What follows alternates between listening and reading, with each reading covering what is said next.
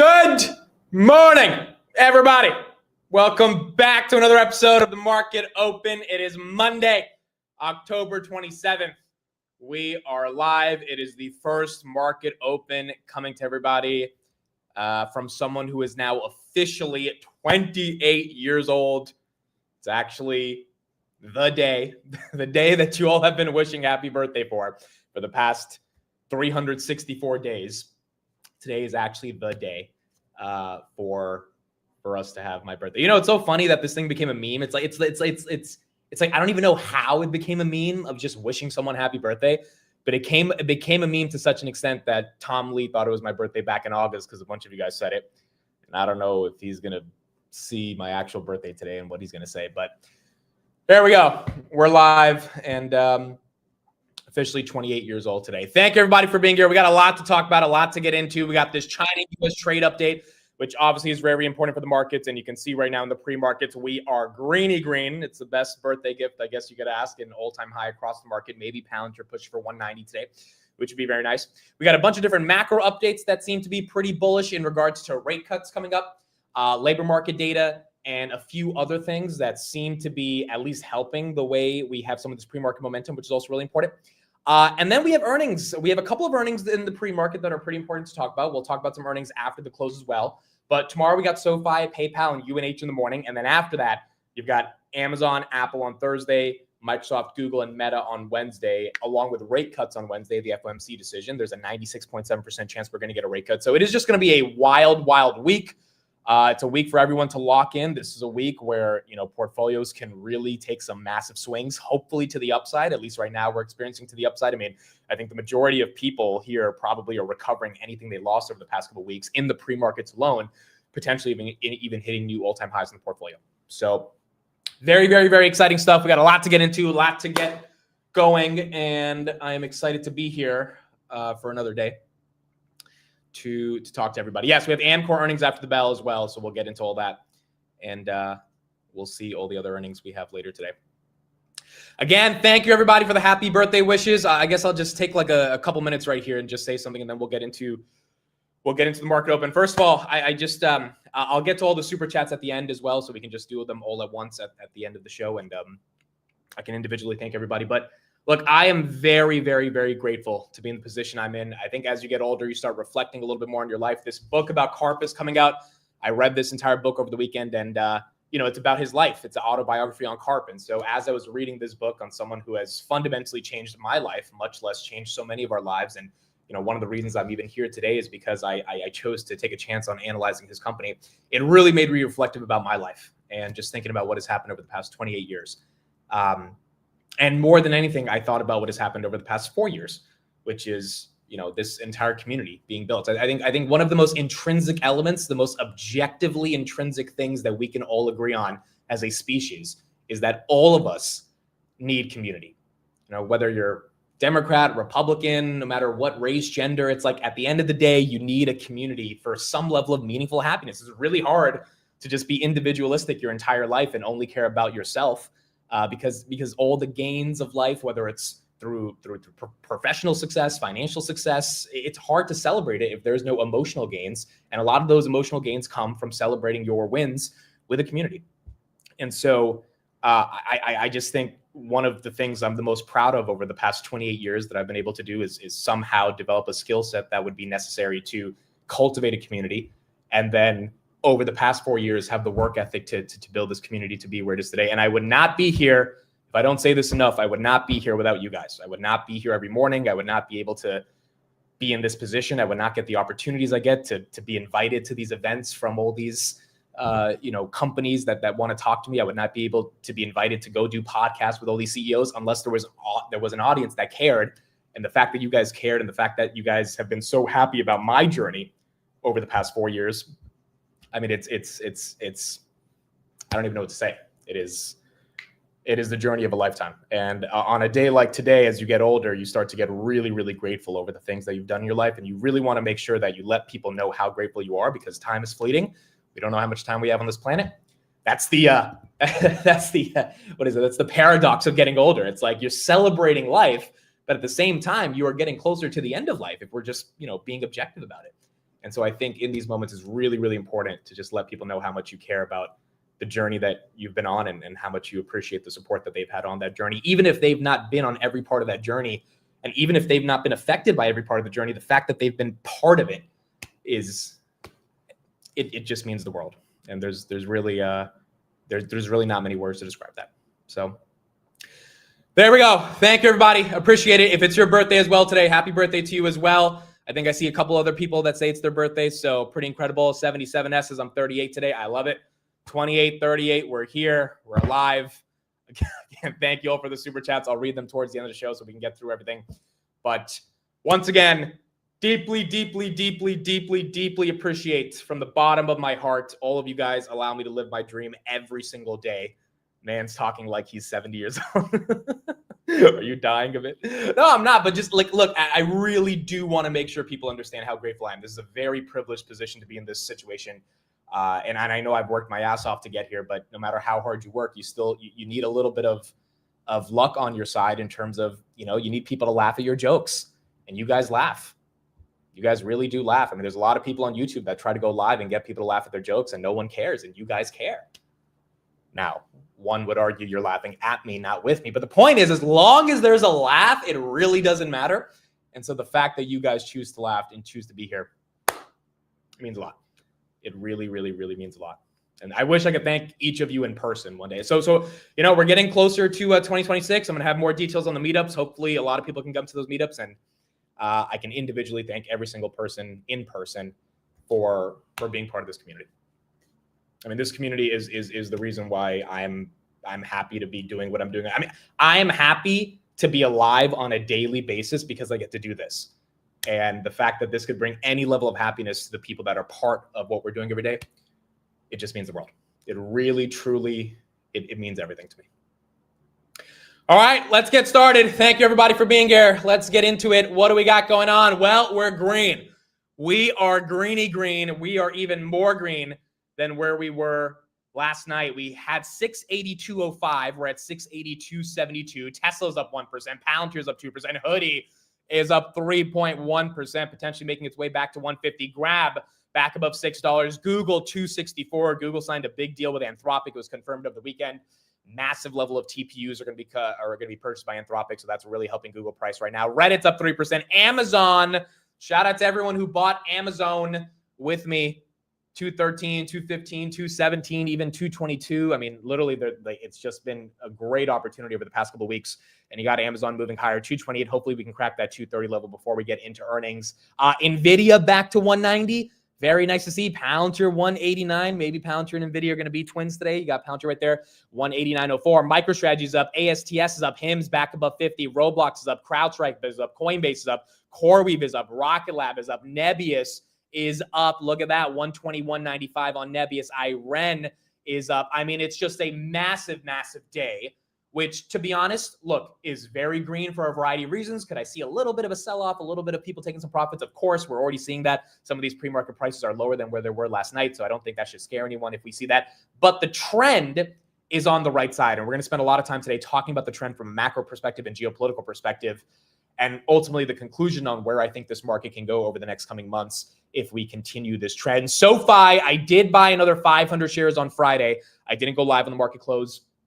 Honestly, I just really wasn't feeling the best in the market close. And that was another thing I forgot to mention. Like I posted that I wasn't going to go live in the market close, and the amount of comments underneath that post that just said, dude, we love you, but you are part of our schedule, and we hope you get better because missing the market close is something that actually affects our lives because we want to have that part of our life. I mean, that means a lot. Now, there were a lot of other comments suggesting that my throat was hurting because I was on a grinder date, and that's for another conversation. Those were about 20% of the comments, but the other 80% of comments were just very, very nice, and it was very, very humbling to know that. I really wish I could go live. I felt horrible, dude. I don't know what was happening on Friday, but I felt if I couldn't give my full 100%, then it wasn't worth going live. But look, I bought another 500 shares of SoFi on Friday. I couldn't say anything because I didn't go live, so I couldn't announce it. But $30.10. My average is now $29.05. I mean, let's see if Noto can give us that 35 level, have 1,000 shares, and we're going to see tomorrow morning what happens with SoFi. And if if we can keep going from there. Nubank is up, DoorDash is up, Delta's up, JD is up, Oklo is up. You've got Ondas that is up, Big Bear AI that is up. A lot of the momentum stocks that took a bit of a drawdown over the past couple of weeks, those are starting to recover a bit. So it's pretty much an everything rally. AMD 259, it is pretty much an everything rally. The only thing that's down is gold, which is actually bullish because you don't want a risk-off asset rallying while the market's rallying because it tends to be a little wonky. Now, granted, gold is down a couple percentage points after being up 60% for the year, but it does signal maybe there's a little bit more risk on versus risk off. And I know gold is conventionally seen as risk off, but maybe after the 60% rally this year, gold is now risk on.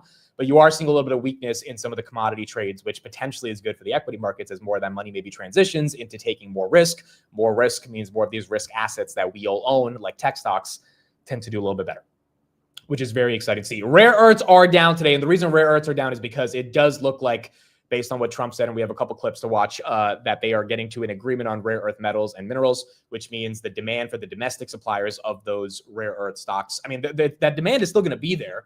It's just not going to be potentially at the level that it was 3 weeks ago when we thought that China and the US were decoupling. And so that's why those stocks are down. I can see them recovering. I don't know if they get back to all-time highs anytime soon, but nonetheless, it is good for the broader American supply chain if we have China supplying rare earths, and that's good for the broader equity markets as well. So yeah, not so rare earths on a day like that. I mean, they were rallying because we thought we were not going to be friends with China anymore. If we're going to be friends with China, which it seems like we are, then they probably wouldn't rally. But outside of that, you got a lot of other risk on assets that are just getting momentum, and it is very, very exciting to see. Lululemon is up. Is that actually up? Lululemon? Wow, Lulu's up 5%. I mean, dude, it's going to be hard to find, unless we get a bit of a sell-off today, it's going to be hard to, I mean, this is a broad-based market rally. We're getting into the end of the year. Let's get into some of the reason for why we are seeing this broad-based rally, but I'd be very curious to see if we actually end the day red or green, and if we can hold on to this momentum, and what stock that lose a little bit of steam. Let's do that poll right here in the chat, green or red to end out the day. I mean, I think it's going to be a green day. I could see a little bit of a sell-off towards the middle of the day, maybe taking some profits from the all-time highs, but I don't think this is enough momentum to the downside, given how many of the narrative catalysts have started to come in the direction of the bulls. And if those continues, we probably continue to get a bit more green. All right, so let's get Lulu partnered with the NFL. Really? Okay, well, there you go. Lulu and the NFL. I guess that's enough to pump up the stock. So, I mean, they definitely needed something different. Yeah, Lulu's partnering with the NFL to launch an apparel collection for all 32 NFL teams. Huh. Okay. I mean, the NFL is hot right now. You got advertising on the NFL reaching all-time highs. You have the prediction markets being massive for the NFL. So it looks like Lulu is tapping into some of that mind share, and that should be helping them as well. All right, so let's get into a bunch of the topics we have. First of all, what's going on with China? We got a lot of quotes by Basent over the weekend, and a lot of this stuff is pretty bullish. Here is what he said, and here is why the markets are rallying based off his comments in regards to China. This was the 5th meeting that I've had with my Chinese counterpart, the Vice Premier, Hu Lifeng, and we covered a wide range of issues, and I think we've reached a substantial framework for the two leaders who will meet in Korea next Thursday. So, on the table, the president had given me maximum leverage when he threatened 100% tariffs if the Chinese imposed their rare earth global export controls. So I think we have averted that, so that the tariffs will be averted. And we have a regular quarterly meeting with the Chinese. It was scheduled for November 10th. Or before November 10th. I don't think we will have to have that. So we have been rolling the tariffs quarterly. So we agreed on that. We also agreed on substantial agriculture purchases for U.S. farmers. We agreed that the Chinese would begin to help us with the precursor chemicals for this terrible fentanyl epidemic that's ravaging our country. So I would say that it was a very good meeting overall. So, I mean, you're hearing it right there from Basent, and then not only did Basent say that, the Chinese embassy in the U.S., this is what they said yesterday. Both sides agree that of the strategic guidance of the two heads of state, they will make full use of the Chinese-U.S. economic trading consultation mechanism, maintain close communication on respective concerns, and promote the healthy, sustainable development of economic and trade relations to benefit the two peoples and contribute to global prosperity. So, I mean, you've got the Chinese basically agreeing with Bessent right there that we are going to be working with the U.S. to actually make a deal happen. And then you've got Trump confirming that negotiations are going so well, or at least initial talks are going so well, that he's going to be meeting Xi pretty soon, either in China or in the U.S. We pretty much agreed that I'll be going to China. When is that? In the earlier part of the year. Okay. And President Xi will be coming into maybe Washington or Palm Beach or someplace sometime after that. So if the reason we had a 3% drawdown on October 10th was because of the China tweet around the United States basically saying, hey, China's being aggressive with rare earths and we're not going to buy their soybeans, yada, yada.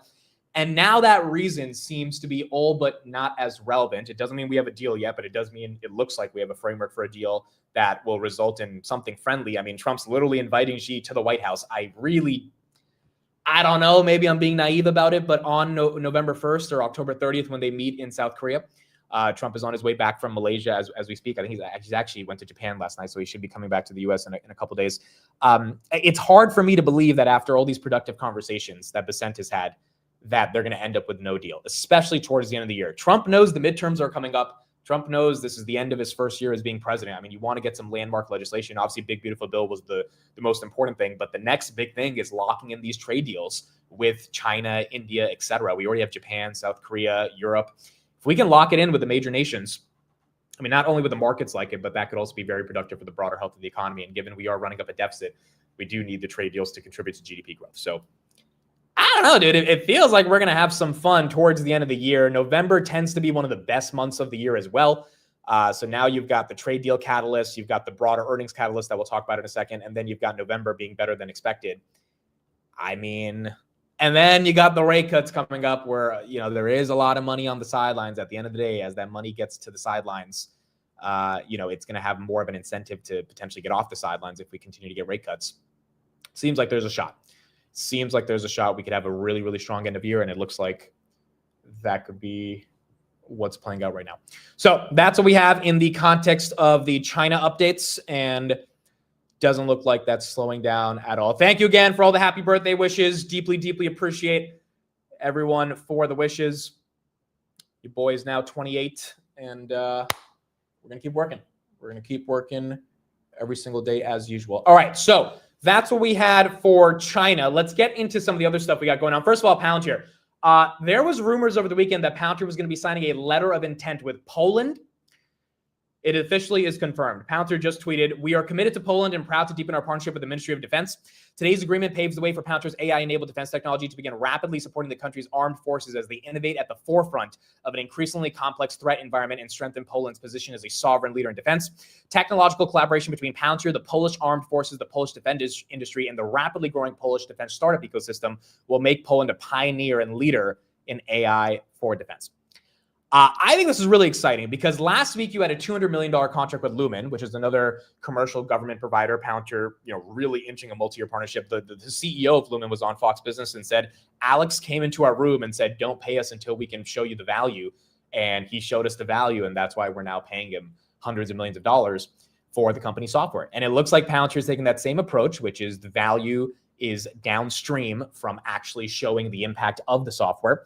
And they've probably shown their software over the past couple months to Poland, and now Poland's Ministry of Defense wants to take a more productive approach working with Palantir. Makes sense. I mean, at the end of the day, with everything going on in Russia, Ukraine, a lot of the Baltic states obviously want to take more precautionary measures. Palantir has worked with many of them, including Lithuania, and it looks like they now have an official partnership with Poland. I mean, look, the stock is about 80 cents away from an all-time high. I think there's a world where we can crack it. We're going to see at 9:30 when the market opens if it ends up getting dumped, or if there's a bit of resistance right there. But yeah, for all the people that are Polish in the chat, I see a bunch of people that are from Poland. It looks like Palantir might be potentially powering the entire operating system for the Ministry of Defense. So very, very exciting for Palantir. And it looks like that is another good deal. Robinhood, we got an upgrade on Robinhood. 161 for hoodie. And the reason we got 161 is because of earnings updates. So you've got Compass Point. They raised their price target from 105 to 161. And here's what they said.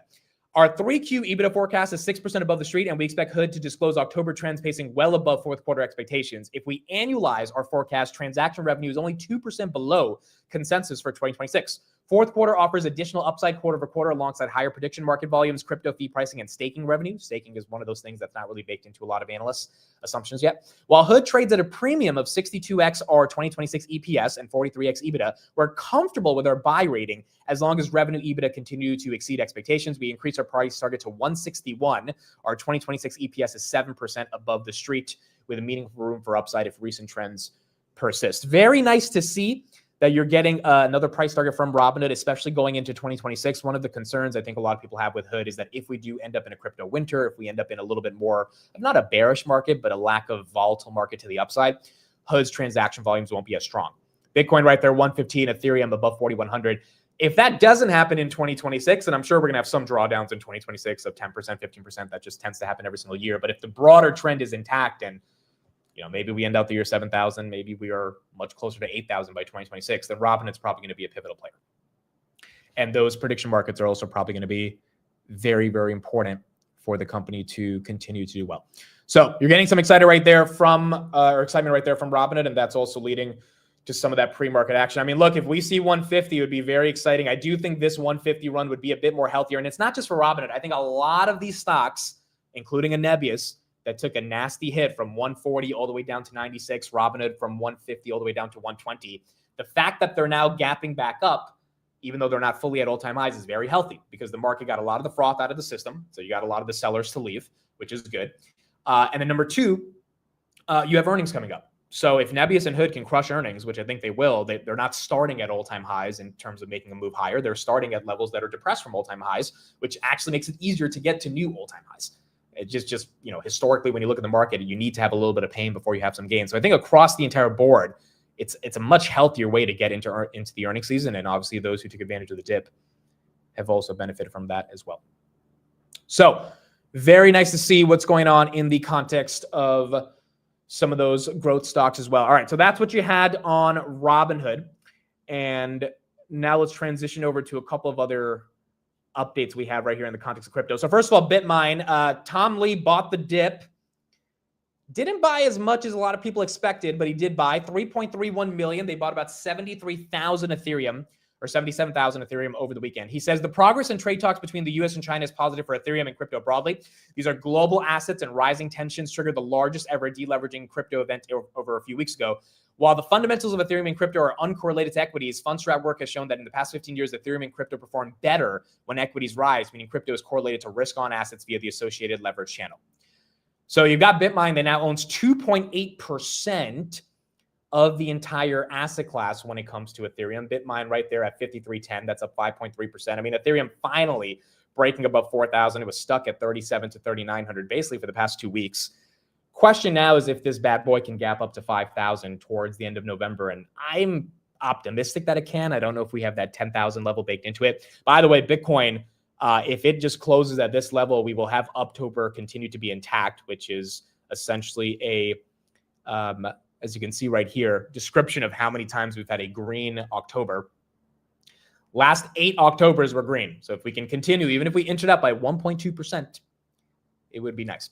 Why do you think BitMine didn't buy more? ETH was under 4K for a week. Yeah, I'm not fully sure. I mean, maybe they were just being a little bit more hesitant because they thought if the China trade negotiations didn't go that well, that Ethereum would tank to like 3,200, and that's where they could get a better price, which is a fair risk-reward assessment to make. It's like, hey, maybe the China stuff is more of a headwind, and we need to be cautious. And so they bought as much as they could, but not enough to the point where they would essentially spend all the cash that they had, which I think is fair to do. But you do have a lot of these treasuries continuing to buy more. I mean, even MicroStrategy today, MicroStrategy bought more. It has been a while since they bought as much as they did, but 390 Bitcoin, 43.4 million is what Mr. Saylor purchased today, 111,000 per Bitcoin. And now their average is 74,000. So you have the best DATs that are able to continue diluting at a premium, continuing to buy as much Bitcoin as they have, which is very exciting for the crypto ecosystem as well. Dude, we have a lot of Polish people in the chat. I love it. All right, we got to visit Poland. We got to visit Poland, hopefully going into 2026. So that's what you got for MSTR. Again, pre-markets got Bitcoin right there at 115. MSTR, I think, potentially above 300, 299.72. It's not fully above 300, but trying to get there. And at least above that 270 level that it kind of bottomed at going into last week.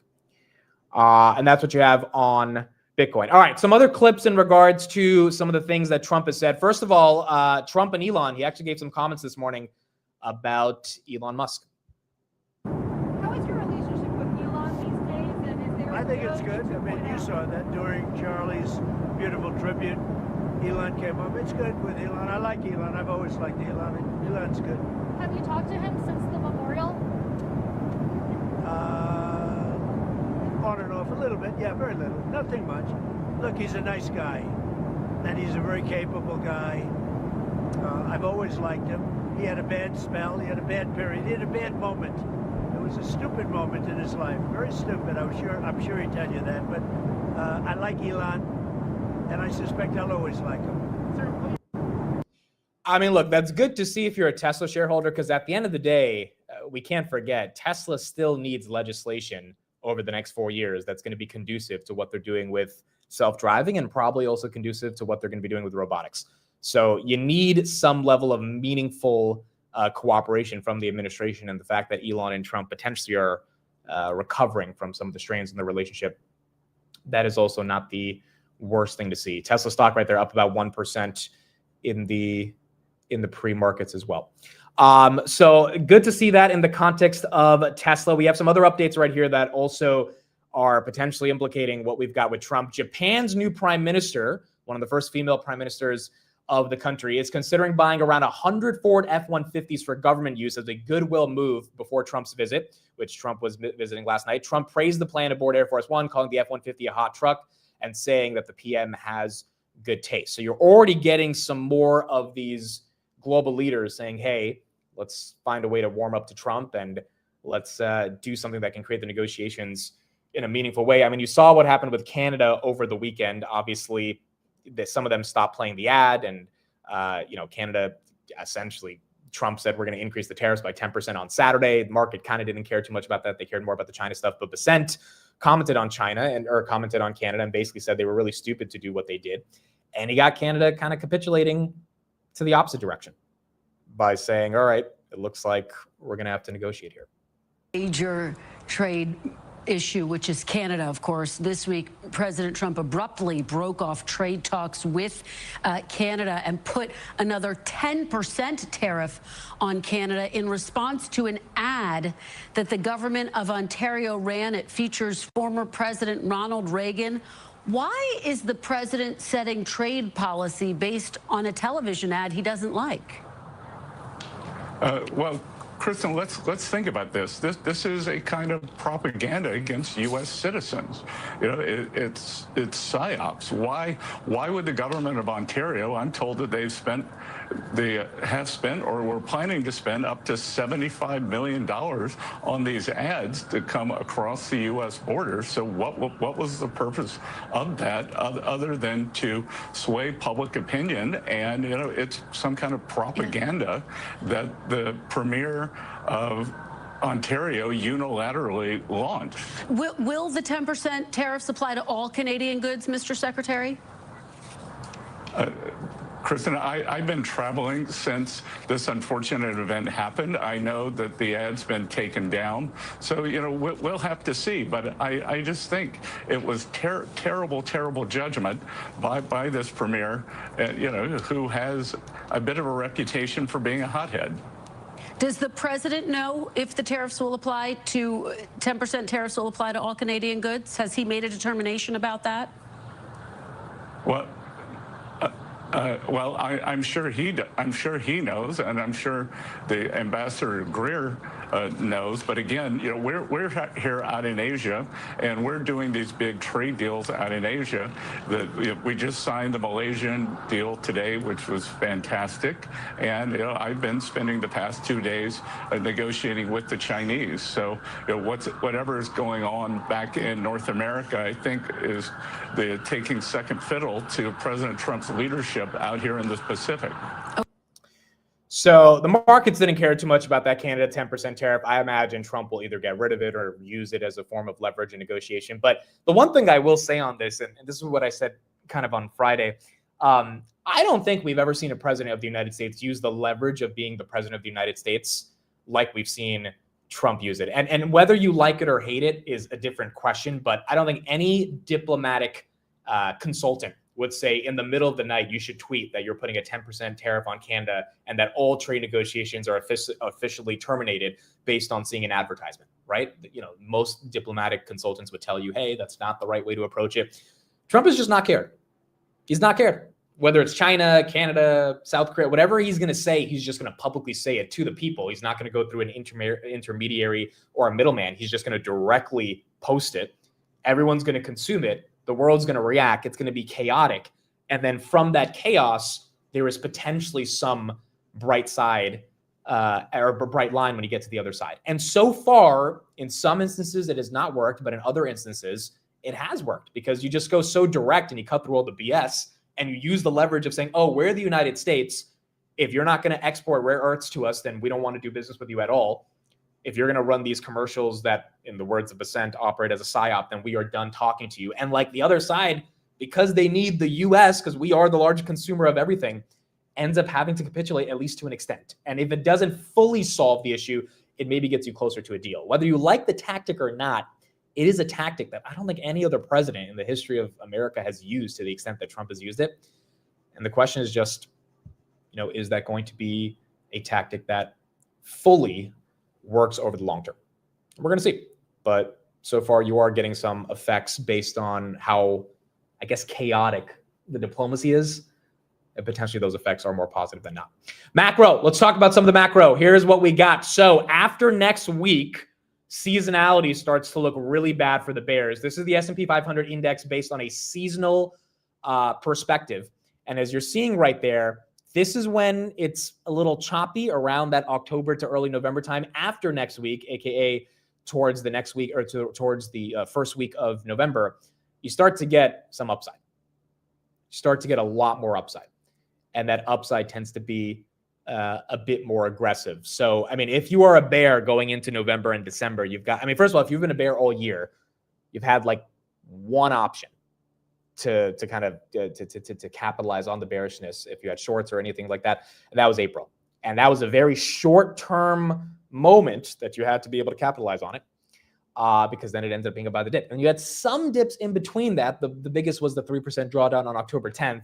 And now that that's kind of been recovered, you got to really ask yourself, where are those opportunities coming? And it doesn't look like it's going to come in November, December, unless something really bad happens in the macro, labor market, Trump trade deals, et cetera. Rate cuts are probably not going to play a factor into that. Maybe earnings really disappoint, but it seems like so far earnings have been pretty good. So what is the bear case going into the last 2 months of the year? Government shutdown, potentially is a tailwind when we reopen, but even if we continue to be shut down, the markets have not seemed to care. So it does look like there is some real strong positive momentum going in towards the end of the year.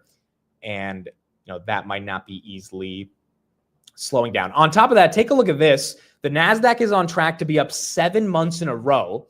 And if you look at this chart, when the NASDAQ is up at least 7 months in a row, on average, 1 year later, stock market's up 13%, 100% of the time.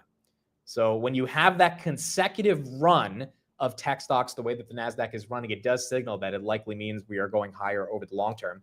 And if the earnings picture continues to be as strong as it's been, it looks like that doesn't have to slow down. On top of that, I showed this chart last week, but important to serve as a reminder, the cash level for the average institutional investor, this was based on a Bank of America survey of fund managers, is at 3.8%. You have a significant level of fund managers reducing their cash balance, which one could say is a little toppy because that means there's not that much cash on the sidelines. Another person can say, well, a lot of that money is being deployed, and a lot of the fund managers that are chasing performance because they haven't performed this year because they weren't effectively buying the dip on certain levels. If you're a fund manager and you missed the dip in April and then you missed the dip again on October 10th, I mean, you really got to be annoyed at yourself. And you probably have no choice but to either stay in cash and just accept that you're going to underperform the market this year, which then begs the question, why do you even manage funds in the first place? And that's a existential question for a lot of these fund managers, because literally their business, their livelihood depends on it. Or do you chase? And if you have to chase, then that just creates a melt up. And this melt up is now aided with rate cuts, which again continues to add more value to the bull case, unless you think there's another dip coming, which maybe there is. But if we just had a drawdown, maybe you don't need to have another 3% drawdown. And I think that's kind of what I wrote up last night as well. I mean, we are cutting rates into a market that's at all-time highs and putting up double-digit earnings growth. So we just had a 3% drawdown. The reason for that drawdown was because of China. That seems to be going away. More geopolitical peace around the world is a tailwind. Potential ceasefire with Russia-Ukraine could be a tailwind. Earnings have been incredible so far. We got a lot of earnings coming up this week that hopefully continues it. AI CapEx not slowing down. Big tech companies producing monster numbers only reinforces why they're spending so much on CapEx. You still have $7.5 trillion on the sidelines. Not all of it's going to come into the equity markets, but even if a couple $100 billion.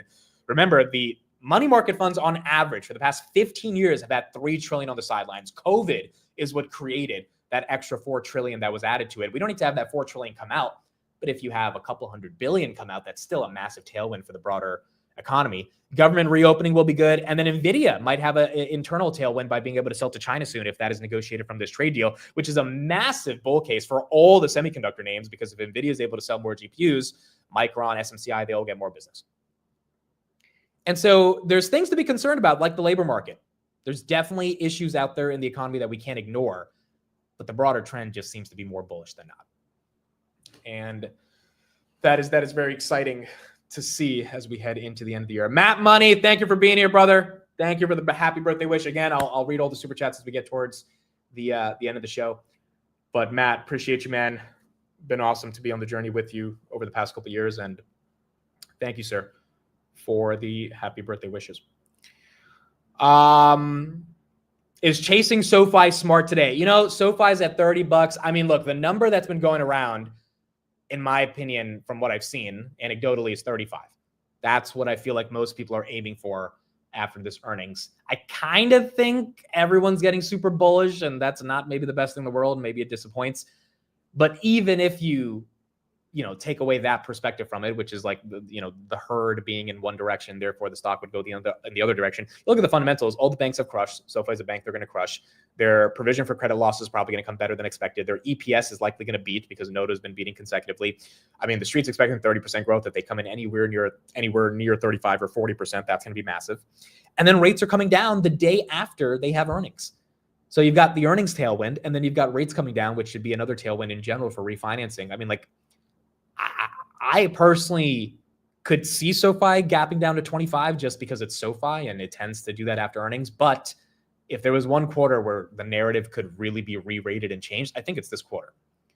And the fact that it's only been stuck around 28 to 30 and it hasn't really gapped up, I think it's actually potentially giving you the move that people are looking for going into tomorrow. So in short, no, I don't think chasing SoFi is crazy, but you got to be ready to DCA. And also, look, if you have SoFi and it falls to 25, yeah, it sucks if you bought it at 30, falls to 25, but this is a high quality company. I mean, it's not that scary to buy the dip on SoFi. So you'd always sell some calls against it. I don't think it's the worst thing in the world to have this one. Very cool. Very cool. What we're seeing right here on SoFi, $30 right here. NVIDIA, 190, S&P at 682. Thank you to my uncle in the chat. Happy birthday, Amid. Wishing you a wonderful year ahead. We can't say enough of how blessed we are to see your growth and journey. Here's to 1 year of continued success.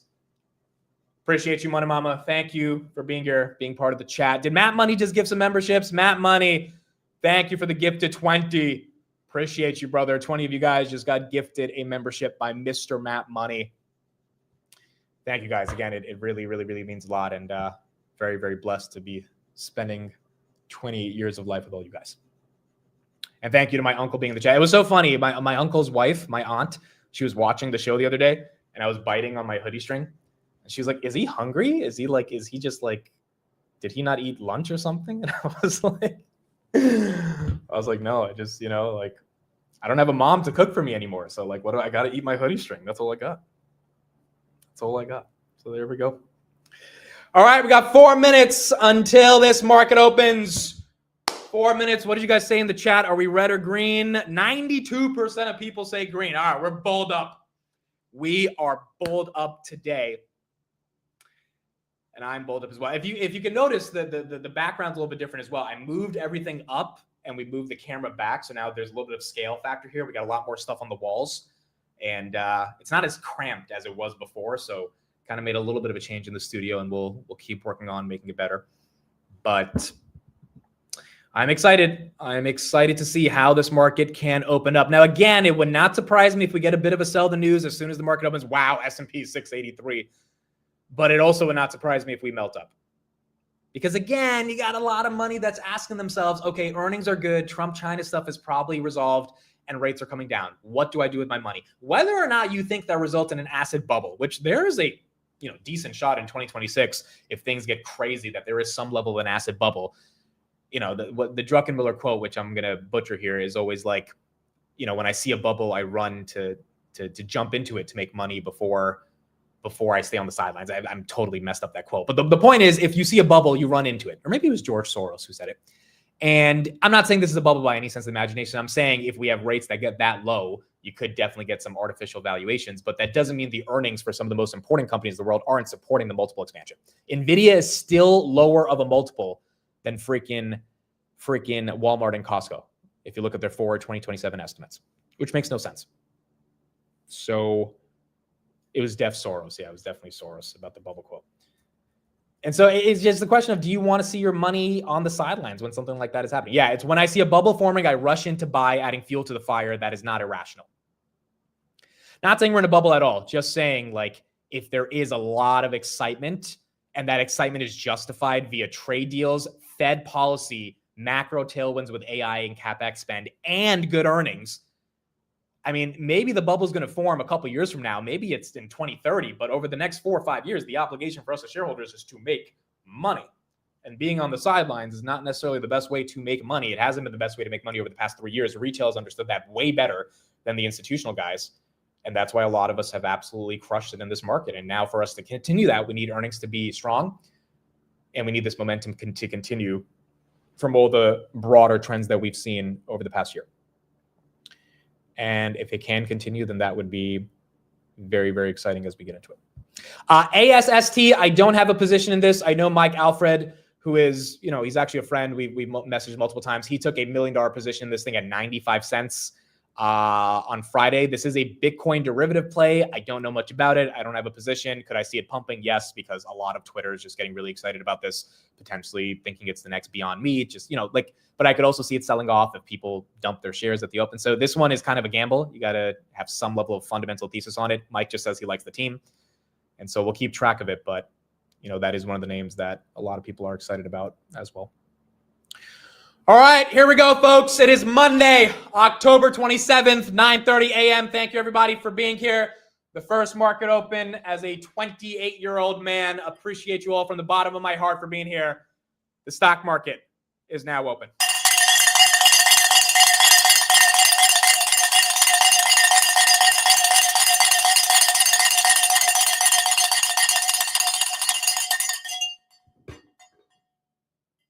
All right, wake your ass up. Let's get into it. Here we go. NVIDIA, 189.95, 190, up about 2% on the day. Again, this one was at 195 at the all-time highs, 190 right there for NVIDIA. Robinhood, 141, that's up 3% on the day. Palantir, oh boy, we are very close to breaking 190. That would be an all-time high, 188.04. Got a little bit of rejection right there at 189. If it can break through 190, then we would be seeing that all-time high. NVIDIA, again, up 2%. Tesla's up 1%. S&P 500, 682. 682.85. That is green on the day. AMD right there, 255. That's up. We do have some red candles right at the open, which is normal. Kind of what I think most of us expected because we were really flaming hot in the pre-markets. Now we got to see if people come in and buy those dips. But as you can see right there, AMD from 258 to 255. That's red. From Grab to 602 to 596. That's red. SoFi just lost 30. You're seeing it kind of across the board. But I think that's okay as you're starting to get some momentum and buyers come in. Wow, Palantir 190. There she is. 190 up. She's going for 191. She is going for 191 right here. That is a new all-time high on Palantir, ladies and gentlemen. That is a new all-time high on Palantir, 190.5.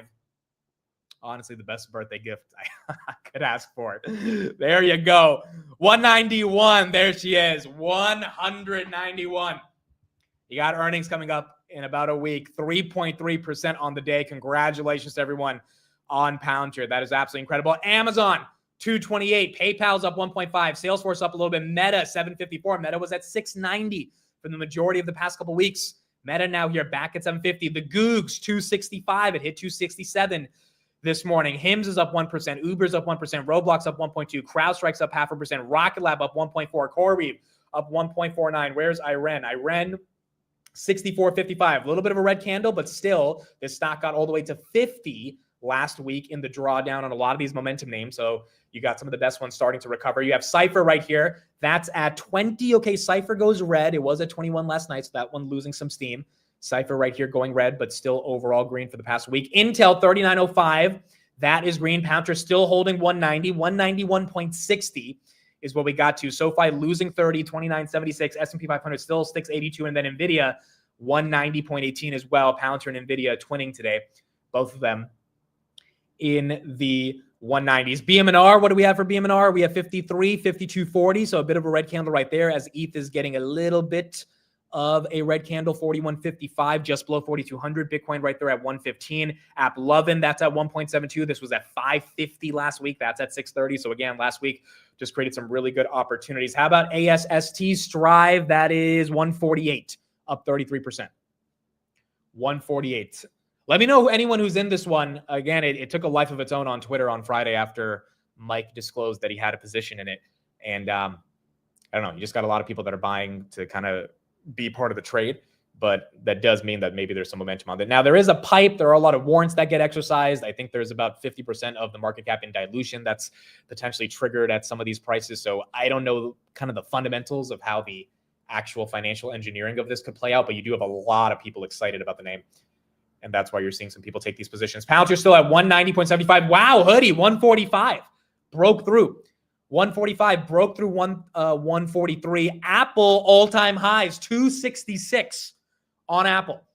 266. Where is Beyond Meat? Beyond Meat is down another 14%. Okay, so Beyond Meat, the quick update on this is that their short float, from what I'm seeing in terms of the sources I'm looking at, is 161%, meaning shorts are borrowing shares that don't even exist. The last time this happened on a mass scale was GameStop. You've got a lot of people on Twitter, anecdotally, that I've seen that are thinking Beyond Meat is the next GameStop. There's actually an update on GameStop as well. The White House tweeted at their account, and that's why GameStop right here is up about 3%. It was up 5% yesterday. But you do have some people YOLOing into Beyond Meat, thinking it is the next GameStop and that they're going to squeeze the shorts, which, you know, if there was any potential to squeeze them, you would squeeze them when the short is 161% of the float. But on a day like today, at least you're just not seeing that. Yeah, maybe a lot of money is just going into NVIDIA over at Beyond Meat, and that's why that stock is down 11%. Big Bear AI, that stock is about to go red. It just went red. There you go. That one's down. How about Oklo? Oklo is losing some steam as well. It was at 147. Now it's at 139. How about the quantum names? IONQ, that's up 6.2%. D-Wave, that is up 4%. And Rigetti, that one is up 2.6. So quantum still green on the day. S&P 682.33. Got a little bit of a red candle right there, but you do have some green. Shopify, wow, 175 on Shopify. My goodness, Shopify continuing to get that momentum. Palantir losing 190. Okay, so across the board, you're seeing some red candles come in. SoFi getting a deeper red candle, even though it is still green on the day. Tesla as well, 1.6%. That's up. And we're going to see if some of these names can recover from these red candles and if some of them have the dip buyers coming in. Duolingo, that's up a little bit. TFC is up a little bit. Iren, 65.27. That is up. Where is Open Door? Open Door was at 830. Open Door, 799. Again, a lot of these names losing some of those levels they had in the pre-market, which is normal. It's to be expected. I think you need a couple more hours of data to see if those dip buyers actually do come in. Robinhood, though, holding on, 145. Robinhood not really seeing a red candle today. I mean, it's down 40 cents from the highs, which is a lot better than a lot of these other names that are down basically $3-4, losing a lot of their momentum. Grab still holding 6. Google 264, and then AMD 255. Is Oracle dumping? Oracle is Oracle is not dumping, but definitely seeing some red candles, not really getting the majority of its green. Fix, we looked at that stock last week. Looks like they got an upgrade today from UBS. They were up 18% after earnings, upgraded to 1140. This is the HVAC company playing a bigger role in the data center space, so that's getting some love. Let's look at the Bitcoin miners turned data centers. All of them are still holding green.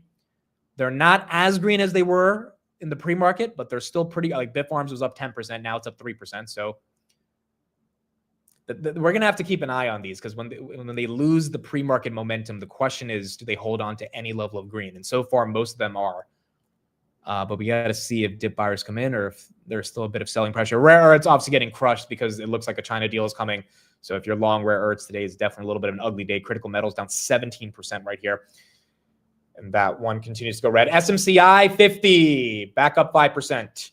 SMCI is at 50, up from 47. Morgan Stanley says Tesla Robotaxi is now solved. I have not upgraded yet to Tesla FSD 14. Tesla right there up 2.4%. Tesla got a couple upgrades over the weekend as well. I'll get to some of these upgrades and show you guys. But a couple of them in the 500 range, a couple of them in the 470 range. I mean, it does look like people are getting more bullish on Tesla. Yeah, Cantor Fitzgerald raised them to 510. And they said Tesla disclosed that the volume production of its Cybercab, Semi, and Megapack, all three are on track for fiscal year 2026. Overall, we remain bullish on Tesla over the medium to long term, and we continue to see meaningful future upside from energy storage and deployment, along with Optimus spots. We are raising our target from 355 to 510. That's a hell of an upgrade. And you're seeing a lot more of that across the board. Wow, Palantir, did we touch 192? Oh my goodness. We touched 192. Hold on, let me check resistance again. We just fell below it. Oh my. Oh my, oh my. 190. So let me check 193 resistance then, because we just did 192.18. 193 resistance is 27,000 shares. 27,000 shares. Look, I've been saying over the past couple of weeks, I think Palantir to 200. I've been annoying Steve. I've been annoying a couple of people I'm in a group chat with. I'm like, guys, they're like, yo, what should we buy? And I'm like, I think it's Palantir. They're like, we can't buy Palantir. I'm like, well, I think it's Palantir. And I put my money where my mouth is. I bought at 171, bought at 172, bought at 178. I do think when they report 52 to 54% growth, I don't know what the exact number is, but I think if it's above 50, I don't think the street's going to be upset. And then you got rates coming down, and then you got the government business doing well. You got the international government business going well with this Poland deal they got this morning. I mean, I think it might have a date with 200. But we've got to see. I'm buying Palantir knowing the valuation is aggressive and knowing that it could dip. And, you know, you would have to just deal with the fact that you're buying a name that is pretty expensive. But I think they might be able to put up the growth. MicroStrategy right there, that's up 3%. Palo Alto, that's up 1.2%. Microsoft, that's up 1.2% as well. Hood, are we at 146? We did touch 146. Wow. So Hood and Palantir are holding a lot of their momentum, even though some of these other names are getting hit from the pre-market. Even SoFi, I know it's below 30, but it's gapping back up from the low 29s, which is also green. Tesla does hold Bitcoin still. Correct me if I'm wrong, but they still have 1.5 billion of Bitcoin. I'm pretty sure they have not sold their Bitcoin. So yes, Tesla does still own their Bitcoin, and that could be a tailwind for them as well. Nebius, what do we have? Nebius, 122. Nebius as well, doing a pretty good job holding its momentum. Again, the past couple of weeks, we talked about it a lot on the channel. We saw momentum drawdown. And so Hood and Nebius, which are momentum stocks, took a drawdown. But then you have like the Oklos and Big Bear AIs of the world that took a really big drawdown. So now the question is, given the markets have kind of decided, all right, we're past the China stuff and we're past the necessity to continue having a meaningful drawdown, which of the names that took that drawdown, which essentially was the broader market, just some names got hit worse than others, can recover? And, you know, a Hood and Nebius, which are very good quality companies, I think they have a really good shot to recover. Some of the other names, I think they will recover, just don't know how much they will recover. And that's something I think we all have to keep an eye on as we get into this. Palantir right there, 191, Hood 146, Vertiv, that's at 192. Where's ASTS? Like this one got to 102. Now it's at 74. Still up double from September. It just was up close to triple.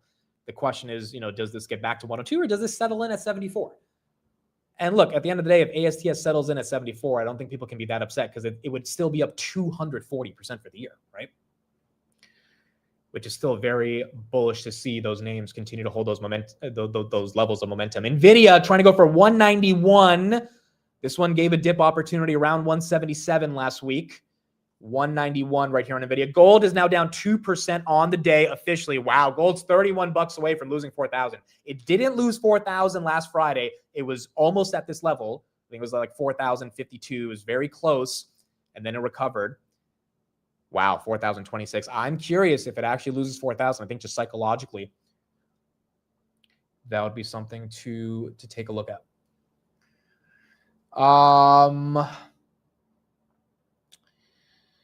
Okay, still getting some green right here. AMD 254. Walmart's down. Let's look at some. Wow, VIX down 3%. Look at that. VIX was at 25. You know, the VIX spiked to 25, very similar to the April VIX spike to what was it at? It was at 60. I think when we see those VIX spikes, and we've talked about this so many times, but you gotta shut up and buy. Like when you see the VIX naturally goes up over time, then it's maybe a more prolonged drawdown that's based on something more fundamental. When it's a spike 30% in a day, which is what we had 2 weeks ago, it usually is peak panic. And a $20 billion crypto liquidation could create that type of volatility in the VIX. It tends to be a moment to just buy something, even though everyone wants to sell, and that's what retail has done really well this year. Apple at 265, SMCI at 51, almost a 8% recovery right there from the lows. Bitcoin is getting sold off a bit, and Ethereum is getting sold off a bit as well. Wow, hoodie 147. Okay, so the markets are probably happy about the 161 price target. They're probably happy about the prediction markets, which have started to get average people that have never bet on anything before in sports to sort of integrate themselves into that product, which is a testament to how well the product is adapting itself to a regular person. And increased EPS estimates and EBITDA estimates. I mean, those three things, I guess, are tailwinds. Not to mention banking hasn't even launched yet. Banking is going to be a big product in next year. And so the street might be kind of front running a little bit of that momentum if they think there's some good early signs of what's going on with banking. So that's very exciting as well. Nebius, are we getting a move on Nebius as well? Nebius, yeah, there you go, 124. Hood and Nebius basically showing that they can handle a drawdown of more than 10 to 15% and still have a recovery because there's some fundamentals towards their earnings, which is why you're getting some green right here. And then SoFi trying to get back to 30. Where's Amcor? They have earnings today as well. Amcor 33.55. So we talked about the stock when it was at 28. It's at 33. I'm not sure exactly what the earnings will do to it today. I do expect if they have a monster earnings and some good guidance going into 2026, then that could be a little bit of a re-rating for the stock. But it is up a decent chunk since we talked about it already. So it wouldn't surprise me if it's kind of flat, maybe sells off a little bit. It really depends on how good of a guidance can they give for 2026. Again, they're one of the only packaging companies in semiconductors in the US that is working very closely with TSM. And given TSM's earnings were really good, I would imagine Amcor would be the beneficiary of that. Also, again, Amcor trades at 1.5 times sales. So, it's just really not as expensive of a multiple as some of these other names. Hoodie, 148. Wow, she's going for it. Folks, that's an $8 day on Hood. That's an $8 day on Hoodie. NVIDIA, 191. Intel almost passing 40 bucks again. And then Hood, she's moving higher. She's moving higher. 147.88. You got earnings coming up in a week. The street might also be front running a little bit of that earnings that we're seeing as well. American Bitcoin Company acquired 1,400 Bitcoin, ABTC. This is the Trump Sun Bitcoin Company. That stock's up 6.94%. Where's ASST? That one's still holding 34%, 148. How about Oklo? Oklo is $1 away from going red. All right, so Oklo was at 118 last week, recovered to 137 as we're seeing right here. It was at 148 last night, so it is getting a bit of a sell-off.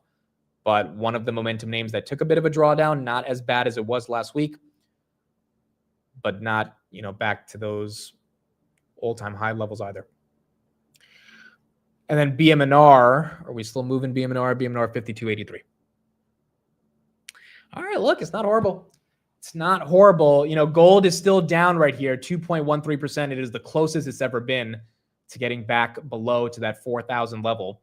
Yeah, grab over 6 right here. Let me pull up this chart that actually shows some of the central bank buying on gold as well, because you're starting to see that accelerate across the board, and that's also making some more green. Let's pull this up right here. Dutch Bros is moving today. Where is Dutch Bros? Dutch Bros right here. Wow, 5% on Bros. Yeah, you are getting move on Dutch Bros. That one's been stuck for a minute right now. ASST, $197,000 call buyer, $15 strike. Wow, someone put in $200K to the $15 strike on ASST. Goodness gracious, bro. I mean, ASST was at $9 the other day. And so, now that it's down to 1, people might think it can get up there. Okay, give me a second. My computer is being a little wonky right here. I'm trying to switch the tab. I think it needs a minute. I think my computer got too excited. Here we go. There we go. Back to normal. Okay, there's Bitmine right there, 53.24. Palantir still 191. Here's the chart I was signaling for gold. Central banks are in their longest gold buying spree.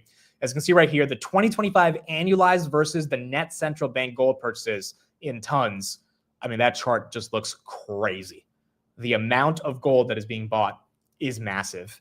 And, I want retail's getting in on this trade, or kind of where this trade goes from here, but you are seeing a decent amount of momentum in the gold trade. Palantir 191, Robinhood, wow, she's going for 149. SoFi back to 30. Okay, maybe we're getting a bit of a rebound. Grab back above 6. Amazon pushing 228, Meta 753, Tesla high of day at 443, AMD 254, and then S&P got to 683, just below that, still up almost 1% on the day. Hood and Palantir really having a nice day. Not bad at all. AMD right there, 253. Where's UNH? UNH is red. Okay, so that one goes red. Micron, does that one go red? Micron also potentially about to go red. The semiconductor stocks across the board are pretty green. Qualcomm, Marvell, ARM, Lam Research, Micron a little weak, but still green on the day. Dell's up 1%, Broadcom's up 1.3%, ASML's up. SMCI having the best day. That's up 5%. And then NVIDIA as well, 190.84, leading away. MasterCard and PayPal announced a collaboration to integrate MasterCard Agent Pay into PayPal's digital wallet, enabling AI agents to autonomously complete transactions for a user. This is similar to the headline we saw yesterday about Zelle starting to integrate and allow people to pay with stablecoins. So whether it's blockchain, whether it's AI, you're starting to see some of the legacy financial players getting more excited about integrating into the financial ecosystem and merge with crypto. Speaking of PayPal, I got a message from Sachin today. He bought PayPal Leaps. He The strike he paid was he bought 110 January 2028 Leaps. He paid $840 for them. $840 for 110 January 2028. So he's expecting PayPal to essentially make a 57% move in 2 years. And that's why he bought those Leaps. Silver down 3%. Look, a lot of people are into PayPal. Leaps just means long dated contracts, option contracts, calls. So he is betting via a delta towards the underlying asset, which should result in more alpha for the call option. That PayPal will do pretty good in the next 2 years, probably be much above 110. And that should do well for him. PayPal right there up 1% on the day. Apple, that's up 1.2% as well.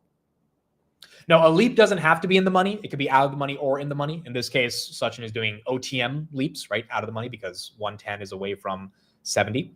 If it was in the money, it would be like $70 leaps, $65 leaps. And those move at a delta towards the underlying, but they don't move at an aggressive delta because you're taking less risk because the stock is already in the money.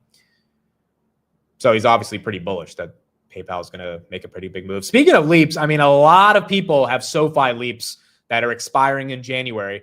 $7 strike, $15 strike, $20 strike. I mean, there might be a decent chunk of those leaps being rewarded. I mean, even my dad bought SoFi leaps at $7 for $10 2026. SoFi makes a 10, 15% move this week, there's going to be a lot of those contracts that get deeper in the money, which would also be very exciting. Let's take a look at the heat map. What do we got going on? Yeah, look at this, bro. We are pretty green. Healthcare is red and defensives are red. Everything else, you're seeing green. You are seeing green.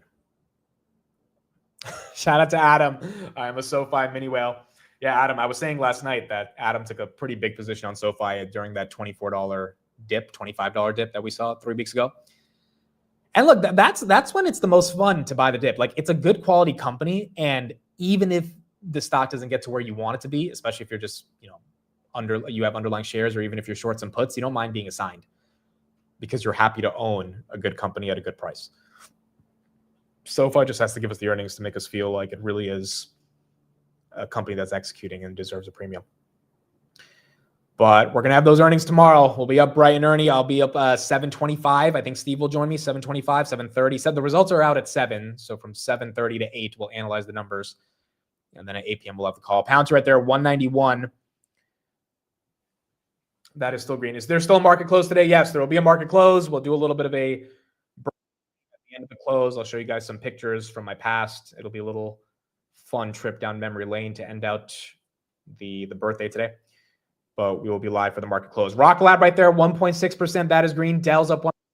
Verizon's up a little bit today. Verizon did lose 40 last week. Archer, that's also up. And then Duolingo, slightly green on the day. Iran starting to recover. That's back to 66. Up 5% on the day.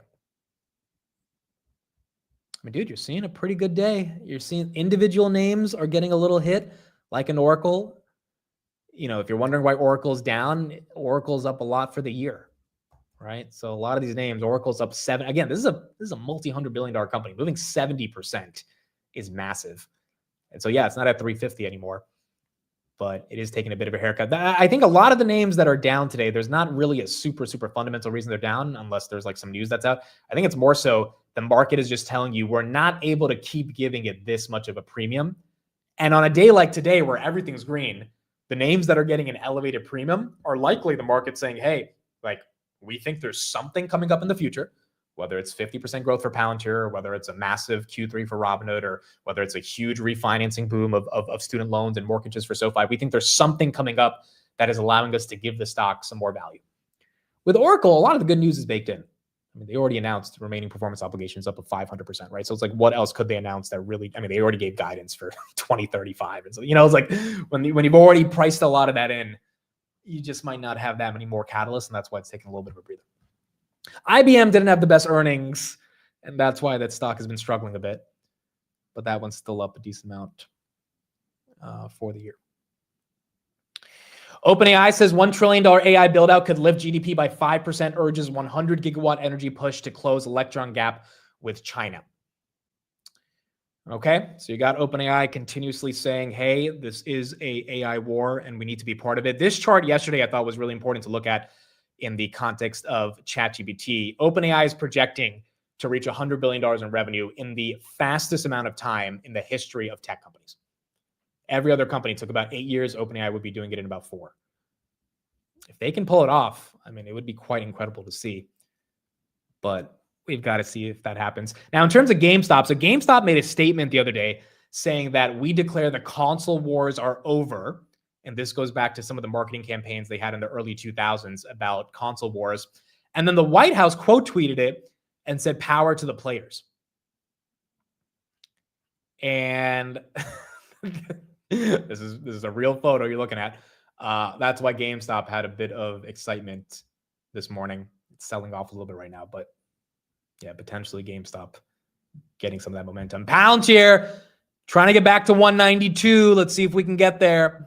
We touched it a couple. There you go. Back to 192. Back to 192. 193 resistance is 27,000 shares. This is a really nice birthday gift from Palantir. It's a very, very nice birthday gift.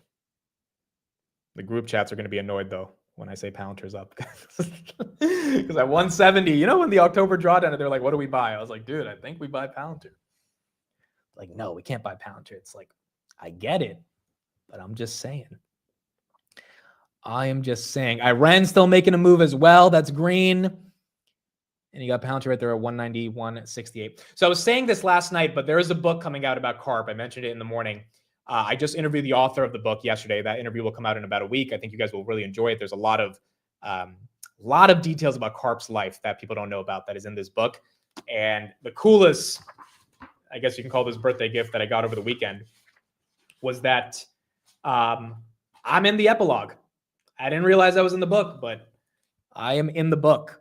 So the author basically was talking about how when he went to visit CARP at the New York office, CARP was in deep conversation with Amit Kugreja, a stock commentator who was possibly Palantir's biggest fan in the retail investment community. It's a short mention, but it was kind of wild. I've never been included in a book. And yeah, I think it was a testament to just like the retail investor that is kept up so deeply with this company to be included in an autobiography about CARP's life. So that was pretty crazy to see. It's crazier for my mom, that's for sure. My mom was freaking out, but it was dope to see. So like even that being part of the story, I think is so exciting because it is an autobiography about his life, and it is a really good book. Like I don't read a lot of books. You guys know that I'm not big into like reading books.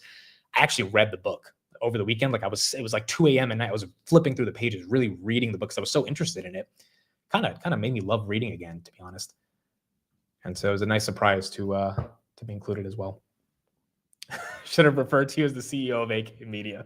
S&P back to 683, baby. Back to 683. But it was pretty cool because it's just like that was a real thing that happened. I was sitting and talking with CARP. Ironically, CARP was saying that day, this was after they got into the NASDAQ, that the institutional guys got it so wrong, and we were just kind of laughing about it, talking about, and then I guess Michael Steinberger, the author of the book, was observing that whole thing, and he put that entire situation in the book, and it was a real thing that happened. And I was remembering, oh yeah, that did happen back in December of last year. It goes to show how good of a writer he is and how much he observes like the world around him. But the fact that scenario made it into the book, I thought was pretty special. S&P 683, you're getting a big green candle right there. I don't know if there's any news, but you are getting a breakout to all-time highs again on the S&P. Google kind of following at 265. Robinhood getting ready to bust through 149, potentially 150. And you got Palantir still right there. Yeah, there you go. Palantir 192.39. All right, so all-time high on Palantir again. There must be something helping the S&P. I don't know if we have any data today. We don't look like we have any macro data. But you're getting enough green. Hood's up 6.5%. Dude, S&P is really close to 7,000. I mean, we're less than 2% away. So it feels like there's a shot. Feels like there's a shot. BMNR is also moving as well. Yup, Bitmine 53.56. 53.56. Where's Eli Lilly? Okay, so the drugs are kind of down today, 1.4%. How about HIMS?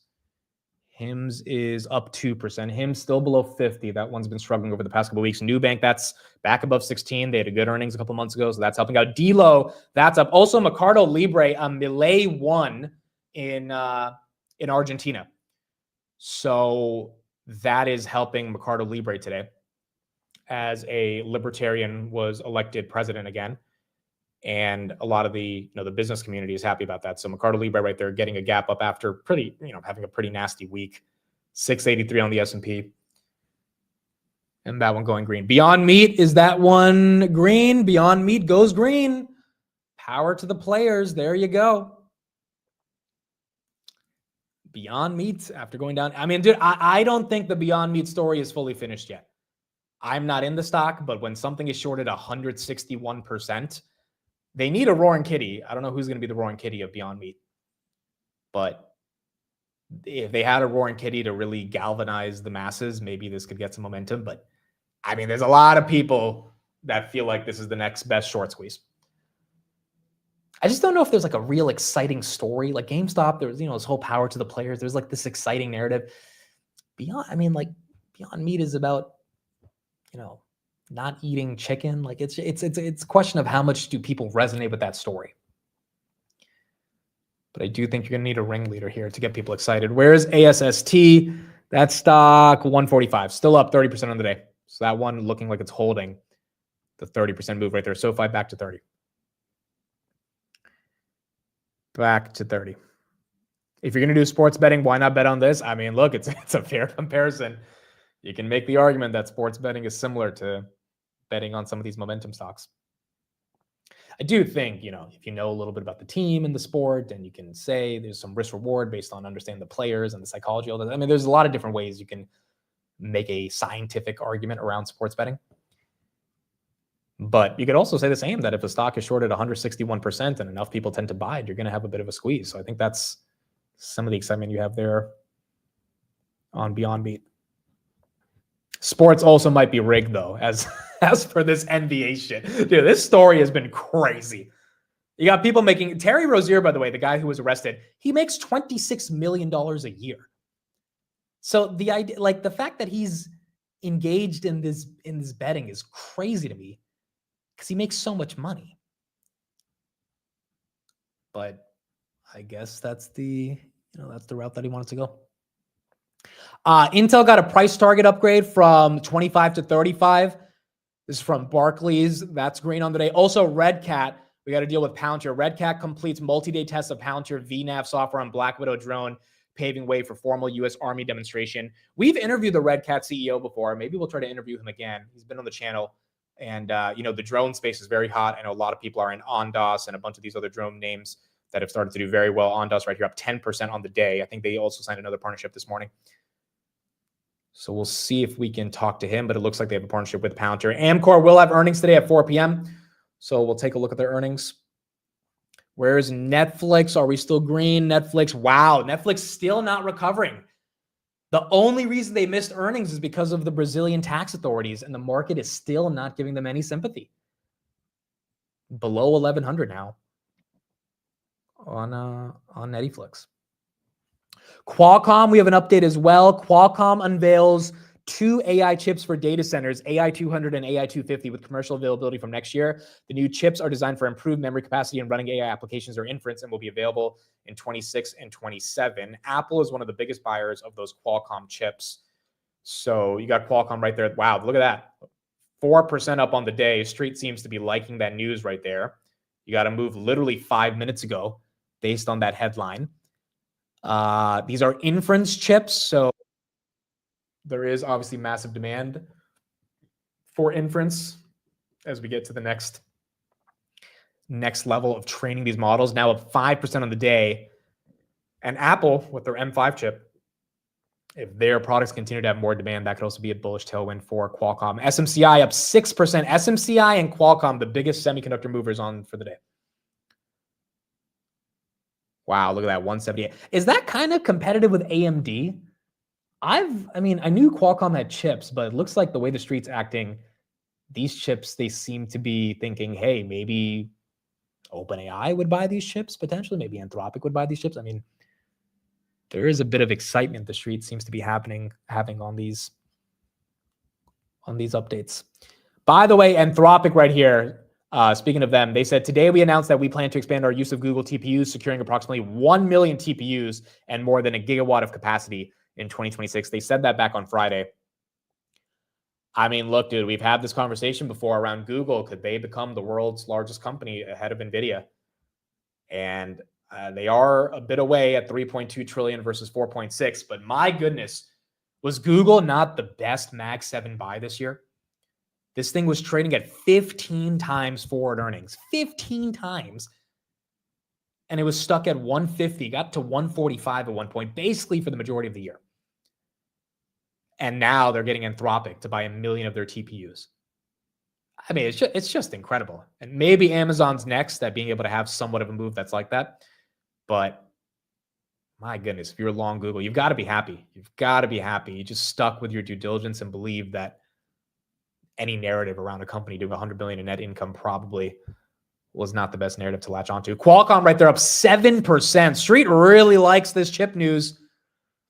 Sachin says difference between AMD and Qualcomm on data center chip is as much as NVIDIA has a lead over AMD. Okay, so Sachin saying AMD probably is in a much better position than Qualcomm, which I would agree with just anecdotally from what I've seen with AMD. But the street is thinking that they're going to have some real potential opportunities to sell this AI 250 chip into the ecosystem. 179 right there on Qualcomm.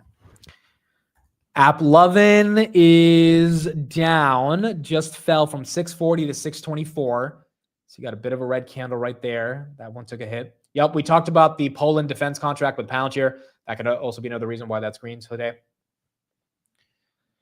And you're getting some love. Sachin also said, my first bet is PayPal will move close to 100 by middle of next year. The leaps will be 2x, so I can take my original capital out.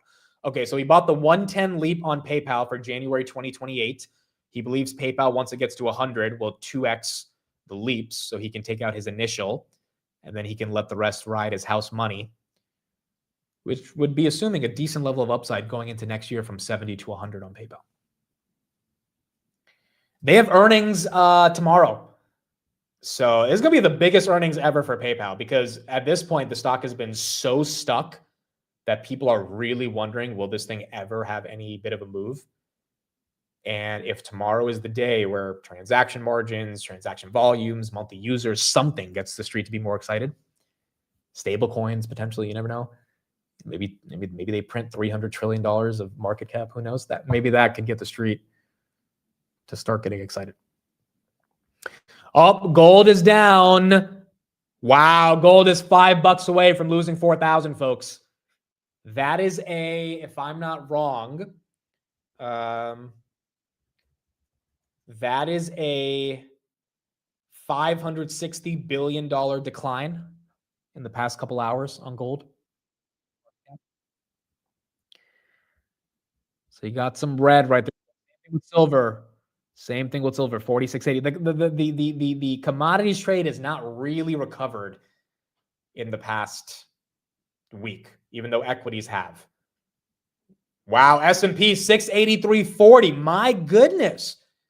She's pushing 684. Okay, here's a question for everybody. For the next year, would you rather buy gold or PayPal? Put it in the chat. Gold or PayPal? I'll do a poll.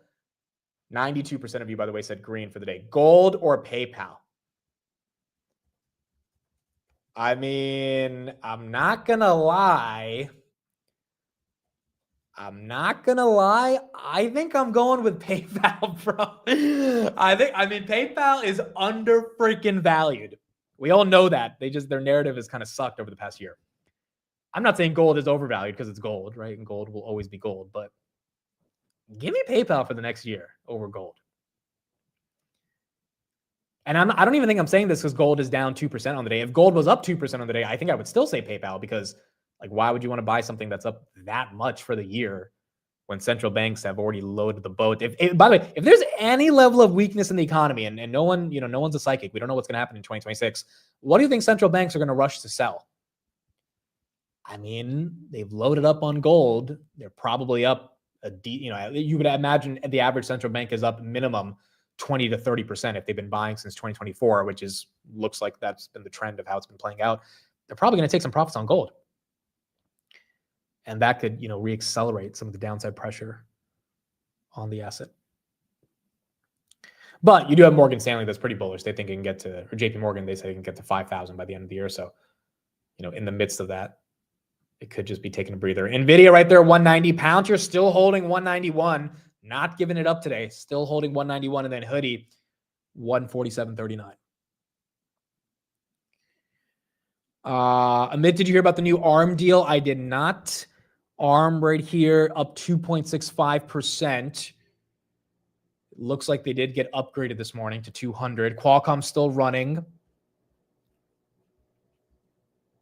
Yeah, it looks like they got the price target upgrade of 200. That's what's also helping ARM.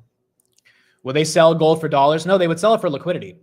It's not like they would sell it to buy something else. They would sell it to, well, in 2011, right? They sold it because they had to re-stimulate their economies and they needed more money to pump into the system. They needed to get the money from somewhere. I'm not saying we would have a 2011 event, but if you do have any level of weakness, it doesn't have to be the United States Central Bank. It could be China saying, hey, we're going to sell some gold and do something else with it instead of just holding on to it as a reserve asset. Now, granted, given that it's run so much, I mean, like maybe the psychology has changed of it being a risk-off asset and, banks being a lot more conducive to the idea of just holding it for a very long time, just like they think of U.S. Treasuries, which, by the way, where's the 10-year Beyond 133 million in volume. My goodness. 10-year back above 4%. All right. Makes sense. You probably got people selling off bonds and buying stocks right now, causing a little bit more excitement to the upside on the 10-year. Oscar, what do we got? Oscar is green, 1945, up 0.8%. ASST, that one is now moving, 150. What's the volume? Wow, 420 million shares have been traded of ASST.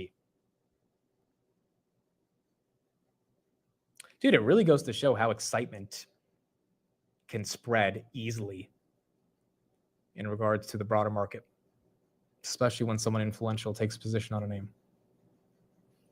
Gold will continue to go up. The great melt-up is happening, and gold is the ultimate asset. I mean, that's basically what JP Morgan said. They said gold is likely not to face the types of headwinds that the equity markets would face because it's being seen as this reserve asset, which is a fair point. I mean, that's how the market is treating it. And given the central bank stuff, it looks like that's not slowing down. Path is moving. Path is up. Paths, wow, 17. This thing was 15 last night. Look at that. 4% move on UiPath. 17, 18. It was $10 earlier in the year. Robinhood right there, 146, and then Palantir, 191.43. Qualcomm, that one's still getting a move based on that result. Wow, 190, 12%? Dude, this thing was at 175 2 minutes ago. I think the street's really thinking it's a meaningful competitor, even though there might not be enough evidence of that to some of the other inference training chips that are out there. Yeah, I mean, dude, I think they're thinking Qualcomm's going to try to take on NVIDIA and AMD to an extent. Even the perception of that is causing that type of boom. Even the perception of that is causing an aggressive boom. I'd buy gold again at 3,000. I don't know if we get to 3,000. 3,000 feels a bit aggressive. I mean, look, I feel like it's healthy for gold to take a little bit of a retracement. I mean, it's been up like crazy. Just like a lot of the momentum names, you need a little bit of a pain to get some gains. But it would be the first time in a few months seeing it below 4,000. I just don't know if we get that low, back to 3,000. Qualcomm now, 191. Is this all-time highs? This is no. It got up to 230 back in 24. Now it's at 192. Got to a low of 120 in April. 120 in April, 191 right here. Nebby is still holding 192. AMD is going down. AMD looks like it's about to go red. That would be pretty telling if Qualcomm goes green and AMD goes red. NVIDIA still holding 190. NVIDIA, a little bit of red candle as well, though. And then you got Tesla trying to break 450. Qualcomm does not report today. Cadence reports today. Cadence is another semiconductor design company. But Qualcomm reports, I think, in 2 weeks. Cathie Wood bought Qualcomm last week. Well, maybe they were diversifying their inference training chip investments, and you got Qualcomm really getting some love right here. 14% on the day. Palantir, 193, 23,000 shares. Let's see if they can try to go for it. 192.20 right there. Grab still above 6. Cisco's up. Delo's up. Red Cat up 7% of the day based on that partnership. IWM, small caps, basically at all-time highs. I mean, IWM looks like it's really prime, especially as these rate cuts come in to give some momentum. Visa, are we green on Visa? 348, slightly green. Heat map still looking pretty strong. Outside of defensives and financials and healthcare, getting a little bit of red. Let's look at the stock draft. What do we have there? Oh, wow. We're close to Matt. Matt's at 45.4. I'm at 44.5. Palantir and Hood obviously helping a lot today, along with Tesla and AMD and Nebius. Steve's at 9%. Tanner's at 26.4. Chris is at 11.3. Matt Money beating me by about 1%. Rocket Lab and ASTS. And then Dutch Bros. He was down a lot on that. Dutch Bros starting to recover. So that's helping as well. Okay, what did you guys say on PayPal versus gold? Wow, 60-40. PayPal over gold, 60-40. Okay, there you go. Not too bad. Qualcomm, 15%. I mean, dude, if I thought this was the AMD killer, I would have bought some right before this run up. But that's what it's being perceived as, like an AMD killer or something. Not literally an AMD killer, but it's being perceived as a really big threat to AMD and NVIDIA, I would imagine. Otherwise, a name like this doesn't move 15% that often. Market cap $211 billion. Qualcomm is not the most volatile name. It tends to be a bit more relaxed, especially on earnings. It doesn't even move like that. So very unusual for the market to think this is that exciting. But they are giving it a premium. Let's get an update right here on Qualcomm, and let's see some coverage on why the street is this excited. That built its empire on smartphones. So they're launching new data center AI chips starting in 2026. And they also just announced their first major customer. That would be Saudi-backed AI startup Humane, targeting roughly 200 megawatts of capacity starting in 2026. So they're not essentially going after AI training. That's the market that made NVIDIA worth over $4 trillion. Qualcomm is targeting inference. That's running AI models, not necessarily building them. So every time you use ChatGPT or generate an AI image, that's inference. So training builds the models, inference uses them billions of times a day. Qualcomm thinks the market is going to be enormous. Nearly $6 trillion, almost $7 trillion in data center spending is expected through 2030, according to McKinsey. And so just capturing about 5 to 10%, maybe just even 5% of that market would transform Qualcomm's business. Their products are complete server systems based on their Hexagon NPU, so that'd be neural processing unit chips, already used in billions of smartphones around the world. One key advantage, and this is where it gets a little technical, it's 768 gigabytes of memory per card. They're saying that's more than what NVIDIA and AMD offer in this particular rack type setting. That matters, though, for running larger AI models. And so this is where Qualcomm hopes to compete. They'll sell these complete systems that you're seeing on your screen right now or also individual components. Qualcomm says even NVIDIA or AMD could become customers for some of their parts. But the timing really matters because, for example, OpenAI recently announced it's buying chips from AMD, showing big AI companies want alternatives to NVIDIA, especially within the inference market. But Qualcomm only named one customer so far. There's no pricing details. They're launching in 2026, which is years behind NVIDIA's dominance. But there's no taking away from the fact that this is a big new market for Qualcomm, guys. Yeah, and I mean, as you point out, Christina, no shortage of potential competitors, obviously AMD and NVIDIA, but others as well. And sometimes I don't think we talk enough about the fact that Alphabet, I mean, their TPU is for inference as well, right? Right. And gives them potentially a leg up to a certain extent. This is kind of a different subject, but on a cost per token basis in terms of what it costs them. And a lot of this goes back to that, I guess, for the hyperscalers. What is what's the cost per token going to be? I don't know where this thing's going to get priced and what it's going to be able to do, but that will become important. Yeah, normally in the chip world, they refer to it as total cost of ownership, TCO, and so Qualcomm didn't provide specific details. A lot of companies, how they benchmark it is different. They're saying that the total cost of ownership will be cheaper because of the power efficiency of said chips, because these aren't... Gold below 4,000. First time in a couple months, gold below 4,000. GPUs that are using a lot more power. The NPUs and more custom-made chips tend to use a lot less. So that's going to be their selling point going forward. I'm sure in the coming months they'll reveal some more data around that. But to your point, Google really stands out. Even Jensen Huang from NVIDIA has spoken many times about just how advanced Google has become in the TPU market, and just they've been here for a long time. This isn't a company that just made a chip 5 years ago. So that's another company to look out for, no doubt. Yeah. Costs per dollar per watt. I know it gets confusing. Yeah, just know. Yeah, just say lower. All right, what are we thinking? Do we think it's hype? Oh my goodness, 203. What do we guys think? Do we think this is hype for Qualcomm, or do we think they just entered into the race with NVIDIA and AMD? Dude, who would have thought Qualcomm enters the race? 20% move, $31 up on the day, and completely sends a surprise to semiconductor investors that maybe didn't think Qualcomm was going to be competing with the biggest chip companies in the world. Let's put The poll in the chat, 60% of you said PayPal over gold. Is Qualcomm just hype?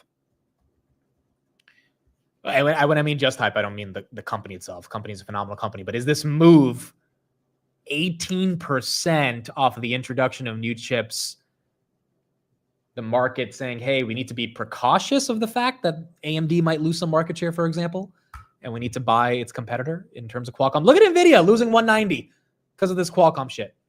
AMD losing 258 because of Qualcomm. Yeah, I'd be very curious for Jose's perspective on this. I mean, we've talked about Qualcomm a couple times on the channel with him, but he's never mentioned them. The extent of him mentioning Qualcomm as a massive winner is always in the context of Apple.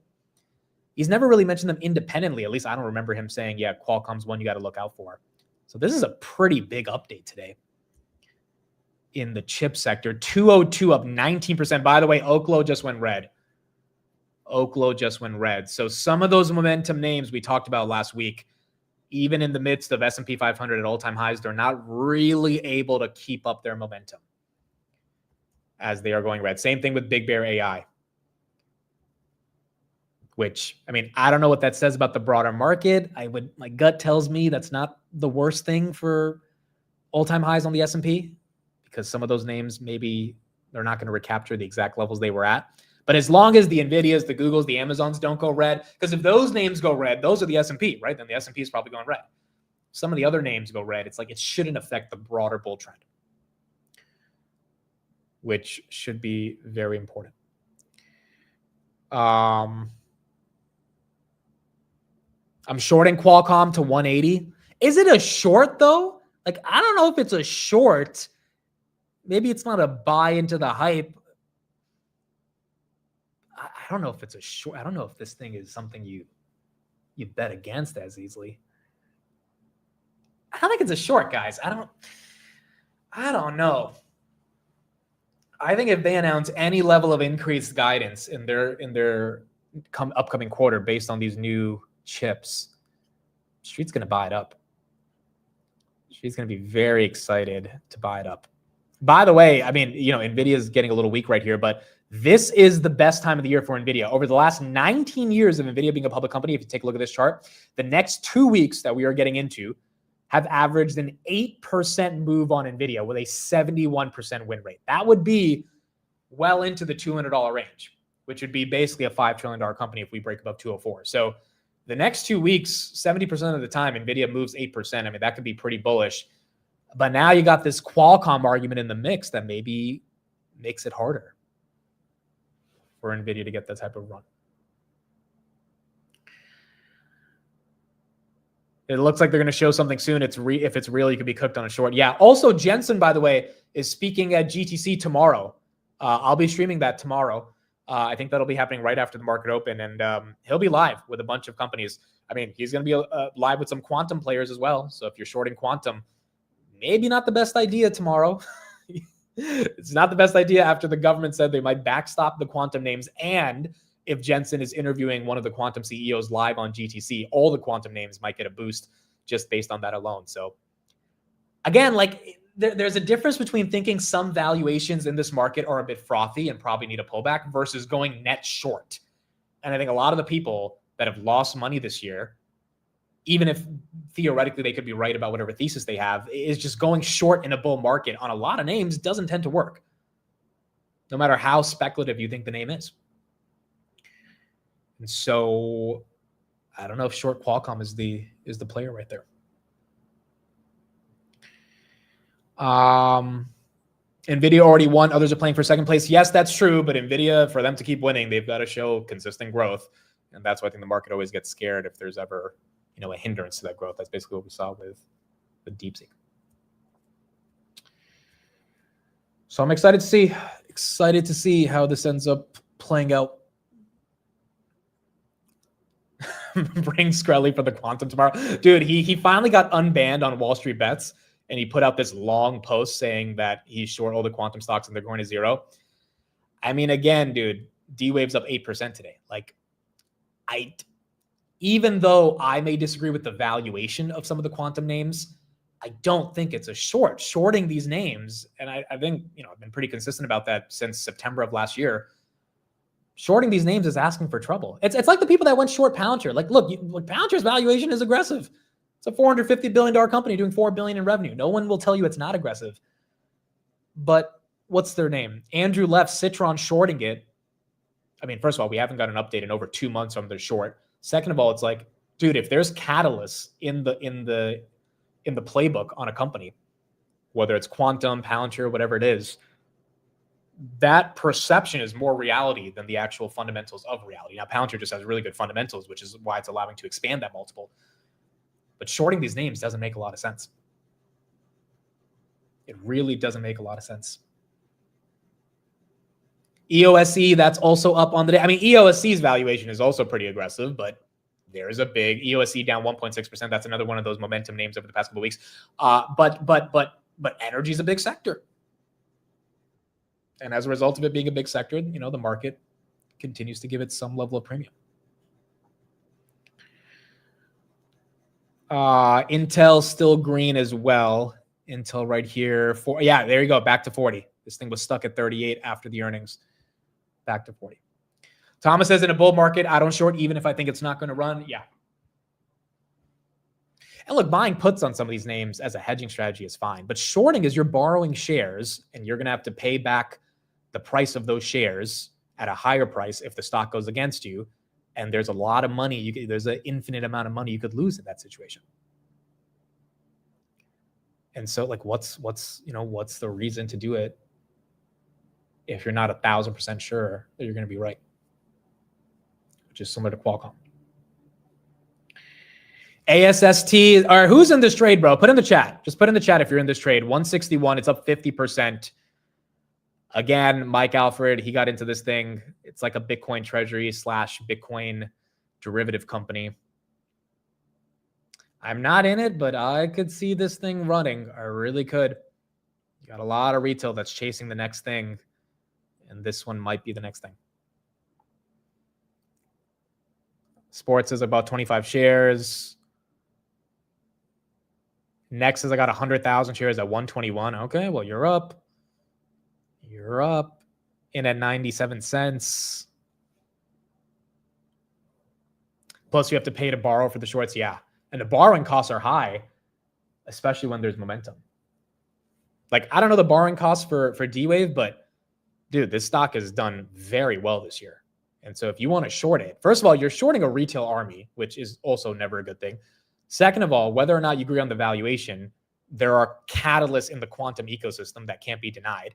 And then third of all, it just had a drawdown. This thing was at 45, fell all the way to 26. The time to short was when it was at 45. Now that it's back to 35, I mean, yeah, you could take a short again at 35 thinking it could go back to 25. But if it doesn't, and if Alan, the CEO, says anything good on the earnings, I mean, it's just going to rip a short in their face. And it's just not the right strategy in a broader bull market. Salesforce right there, 255. That's getting some green. And then PayPal actually getting a bit of a move as well.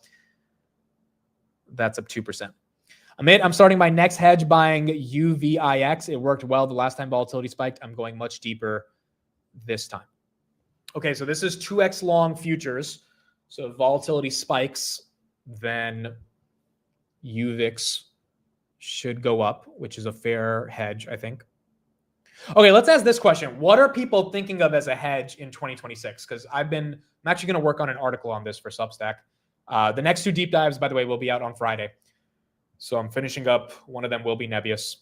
And so I'm finishing them up, and it'll be out on Friday. But what if you had to go puts on a name or calls on a name or an inverse ETF, what is your definition of, if we end out 7,000 on the S&P, how would you think of hedging? If you were going to hedge. TLT. Okay, I don't hate that either. I mean, again, these rates are probably coming down. TLT slightly down on the day as the 10 years up. Puts on Tesla. I don't know if I would do puts on Tesla. I feel like Tesla is such a good company. I know their earnings aren't there right now, but the fundamentals at the end of the day, the company has $40 billion in cash. Like, I feel like as a hedging strategy, you do puts on something a bit more speculative. And then again, the valuation's up there, so I get it. Oklo puts on ASTS, puts on Palantir, short QQQ. I think the best strategy for hedging next year is buying a bucket of those inverse ETFs. Like pick whatever name you think is a bit aggressively valued. And the sort of like psychology here needs to be that if it is speculative enough to run without any fundamental basis, and when I mean fundamental, I mean like real fundamental, not that you disagree with the multiple, but that like it's really, there's not much there causing the excitement. If that thing goes up more and more and more in 2026, your portfolio should be in a phenomenal position if you're net long anything, much less tech, because it means the market's probably doing very well. AKA, it's not easy for Oklo to go to like $300 a share and for the S&P to be flat. So the inverse of that means that the market's definitely taken a downturn, and those names might get hit the worst, right? So the inverse ETF on those, I think, are not horrible hedges. Same thing with short QQQ. I mean, look, if you think tech's overvalued and you want to protect a little bit to the downside, if we have some bad earnings going into 2026, then just kind of buying puts on the NASDAQ is not horrible either. I'm really curious for what the hell happens to crypto next year, because next year, for those that don't know, is the last year of the 4-year cycle where we're supposed to get a crypto winter. 2026. Last time was in 22. We're supposed to see it in 26. I want to say it's not going to happen because there's so much institutionalization. But then again, that crypto cycle has been very powerful for the past, at this point, what, 14 years? And maybe that does end up happening to some extent. Qualcomm, are we still moving on Qualcomm? Yeah, still moving 201. Again, the other update here was that they're going to be deploying AI infrastructure in Saudi Arabia. That could be another reason the street's excited, because the Saudis have a unlimited budget to continue spending on this. Buying puts on high-flying companies is dumb because you're paying an insane premium for both the time and implied volatility that already exists. Yeah, I agree. I agree on that. I think the inverse funds might be a little bit better of an option, or you have to feel very confident that the put premium you're paying relative to the theta decay that you have on the put is like worth the risk reward, which means you just have to be confident that if the stock were to decline, it's a meaningful way to protect the portfolio. Also, by the way, I mean, if you are super overweight Google, for example, you have thousands and thousands of shares of Google, it's not crazy to just protect a little bit of your Google by buying some puts on your Google position, right? So like if you have a massive position of something that you want to protect a little bit, that's also not crazy. Because again, if Google were to go down substantially, the market's probably going down, and that's when those puts could print. Here, by the way, speaking of puts, hedge funds have now built the largest short oil position in history. You can see right here from Bloomberg, bearish oil wagers rise to the highest on record. Hedge funds have held a record short bet on US before they sanctioned Russia. So you do have the hedge funds that are not the most excited about oil. As you can see right here, WTI crude 61.65. That's also slightly green. Thoughts on Berkshire lagging the market? That's an interesting question. I've thought about it before. I'm not sure why Berkshire is lagging as much. I mean, the sort of obvious reason, by the way, Qualcomm up 20%, ARM is up 7% based on Qualcomm. The obvious reason here is the only real thing that Berkshire has that's been moving this year is Apple. And Apple is only up 10% year to date. So I think there could be a little bit of lack of confidence in the trajectory of Berkshire because Buffett's leaving by the end of this year. And then if you just look at their assets, I mean, there's not a lot of stuff there that's exciting. The most interesting thing they've done is UNH, which is cool. But I mean, just look at their portfolio right here. Coca-Cola, Bank of America, Chubb, Kraft Heinz, Capital One, Liberty Media, which I still don't know why the heck they keep buying that, but they keep buying SiriusXM, Jefferies. I mean, these are not the high flyers of 2026, not even close, or 2025. And so part of the reason it hasn't, I mean, remember, Apple had a really good 2024. Apple has not had the best 2025. It just got back to some level of green. And so I think that's why Berkshire has been relatively flat. Also, Buffett has $300 billion in cash. So he is probably waiting to put that money in somewhere. That's what you have on Berkshire. ARM right there. That's up 6.3%. Palantir. Are we still holding 190? Well, wow, we are still just below 192. We're actually holding the 190s, folks. It has been 4 months since we touched it. And today we're busting through. Grab trying to get a little bit of momentum above 6. We got earnings coming up next week on that SoFi.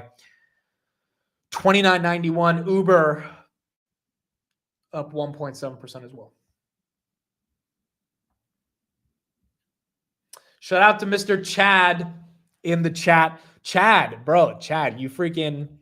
you got this was Chad yesterday. Well, not really, but this is what it felt like. This is what it felt like when Chad tweeted for the first time in like 2 months. Someone was like, "Where is Chad? He's been gone for so long." And Chad had one word, bro. This is why it felt like the Michael Jordan press release. He said, "I've been cooking," but he didn't have to say "I've been cooking." He just said "cooking." That's it. That was enough to get the Palantir community to be like, "All right, we know he's okay. We know he's okay."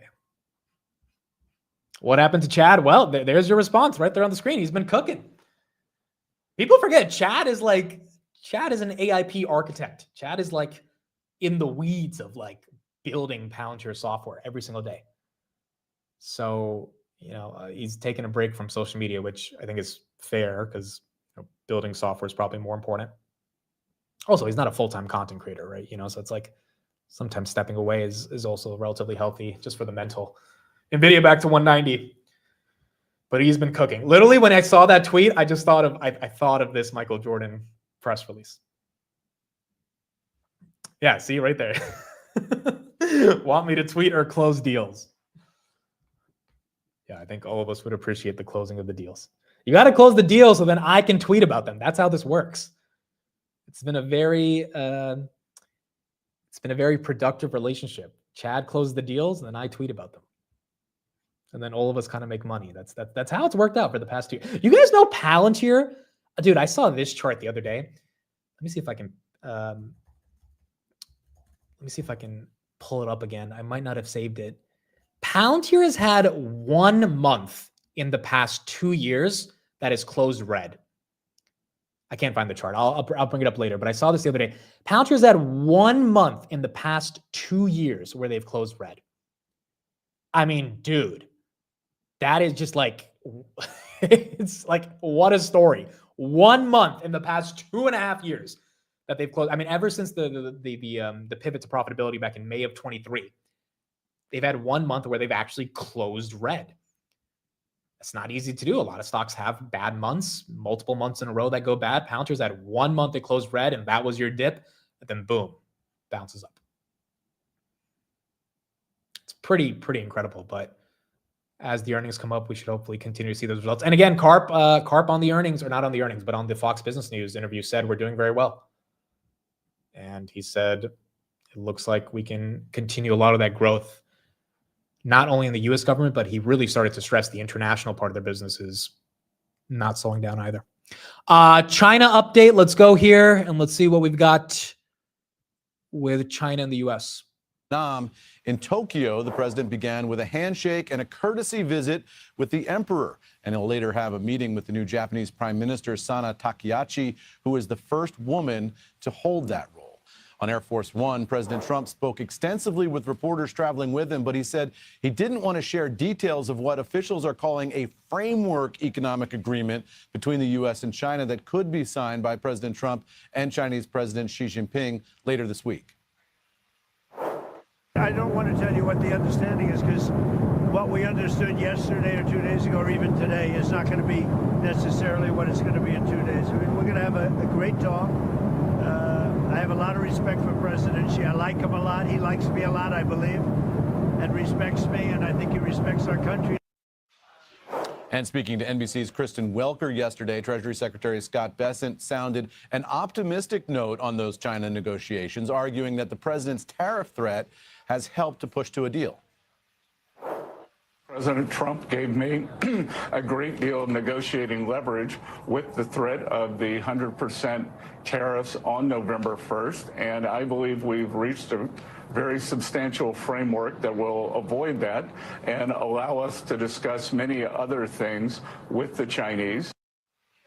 And guys, one interesting item from Bessent's interview, he told Welker that he shares the pain of American soybean farmers who are suffering from a Chinese soybean boycott because he's a soybean farmer himself. Remember, Bessent owns between $5 and $25 million worth of farmland in North Dakota, and he rents out that land for soybean farming. I don't know if you can make a more tone-deaf comment than saying you are a soybean farmer and you relate to the challenges of soybean farmers because you own and rent out farmland. Like, I love Bessent. I love me some Bessent. But when he said that over the weekend, I was like, well, it's a little, I mean, I don't think that's really capturing the heart of the problem that the farmers are going through. He did tease ahead to this trade announcement with China, saying that soybean farmers in particular are going to feel very good, he said, about what's going on for this season and for seasons to come when that deal is announced. Guys, back over to you. Yeah, Eamon, New York. Bro, if Bessent is a soybean farmer, then I'm a farmer as well, because I'm farming Aura every day. So if he's a soybean farmer, then I'm a farmer for all the Aura farming that I do every day. Times this morning, page one, as a big story about the farm economy in Iowa and how they've been under pressure because of some of the policy direction. I guess my question to you is, do you think we're in a realm now where we are going to ramp up rare earths as fast as we can and rely on China to help us at least build a bridge between now and the time when that mining is productive? Yeah, I think that's exactly it, Carl. The agenda here seems to be two things at the same time. One is to try to get the Chinese to roll back these proposed export controls on rare earths so that we can secure a supply from China in the short term. And then the other is to figure out all the other places where we can get these rare earths and get rare earth processing up to speed as quickly as possible so that we're not dependent on China over the long run. So if you're Beijing looking at that two-pronged strategy, you might say, hey, wait a second, do we want to allow the U.S. to sort of get off of our supply and be able to leverage themselves into a world where they don't need us anymore? So I would say that would be the worry from the Beijing perspective. Why not use that leverage while they have it? Yeah, it really feels like 5 meetings since Liberation Day shows that decoupling is not necessarily on the table in the immediate term. Eamon, thank you so much. Eamon Javers. The major averages back at record highs and adding to gains this morning. Let's bring in Steve Sosnick, Chief Strategist at Interactive Brokers. All right, so looks like that Trump China framework, again, that word framework has been used so many times in these discussions, but that's what continues to be the core argument that Bessent is giving the media around how this negotiation will play out, that there is a framework in place for it to potentially lead to a deal. Meme stock ETF down 2.8%. Oklo continues to get hit right here, down now 2% on the day. Same thing with Big Bear AI, that's down about 0.5%. Whereas Beyond Meat, it did go green. Beyond Meat is now back down 6%. So a lot of those names not really able to hold up their end of the bargain as the broader market goes green. Palantir still 191, Hoodie 147. And they're kind of playing in the same realm as gold. Gold is still down almost 3% on the day. Again, it's not too crazy. It's not too crazy. I mean, I think a lot of us expected that some of the more aggressive names might continue to take a breather, but the broader market catalysts for the Googles, Amazons of the world, those aren't easily slowing down. Amazon right here, 227 as well. ASST, that one's still up 35%. That one's green. We haven't really seen a lot of selling on that yet. Again, this thing was $11 back on September 17th. I do think you're going to need a decent amount of a retail army to come in. Say what you want about Eric Jackson, like him or hate him. I mean, he was able to cultivate retail to believe in Opendoor, which is why Opendoor is held the 8x that they've been able to hold from 50 cents. I don't know if that same type of momentum exists in ASST. I mean, look, when these names run for no fundamental reason, just because someone tweeted about them, they're only as good as the ringleader that's compelling people to get excited about them, unless the company actually, shows like a fundamental pivot, which maybe Strive will do. But you got to ask yourself, do these names have an Eric Jackson that is enough to cultivate enough people to believe in it to the point where it's very hard for it to reach the levels it was at before because just so many people are bought into the story. And then if the company does anything good, you're talking about increased multiple expansion. By the way, Qualcomm still moving 17% on the day. Yeah, Amit, you've been slacking on pump and grab. Well, see, that's the difference between me and some of these other guys. I mean, I don't really want to stand in front of a celebrity's house and convince them to buy a share of a company. I want the company's execution to be enough for the name to move. Like, look, as much as I've covered Hood and Palantir, I do not think I'm the reason for those stocks having the gains that they've had over the past couple of years. I might be the reason for other people in the world knowing about them, but I am not the reason for these stocks moving to multi-$100 billion value. I'm like, there's just not enough influence or money from one person to make them happen. Now, if this was like a penny stock, it was $200 million and it goes to like $800 million, like, yeah, I could see that happening. These are massive, massive companies. Same thing with Grab, $25 billion company. I think it could be a $100 billion company one day. That's not going to be because of me. That's going to be because of execution on the part of the company. SoFi right there, 29.78, still holding 2.4%, and then NVIDIA recovering back to the 190s right here. Michael Saylor bought more MicroStrategy today. That is correct. Or he bought more Bitcoin. That's why MicroStrategy is up a little bit. Bitcoin's still struggling. Duolingo goes red. Duolingo, not one of those momentum names that we talked about last week, but Duolingo just having a crappy narrative, which is what I wrote in my Substack. That's why I don't want to own it. I just feel like that narrative is a little too aggressive on AI killing their moat. And that's why that one's been stuck. Bitcoin just below 115. Just below 115. Argentina is up today. Again, we did have a big move by Milei being elected. And so our ARGT, the Argentina ETF, that one also making a move.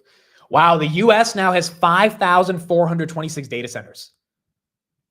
Goodness gracious, dude. More than any other country in the world. 5,426 data centers.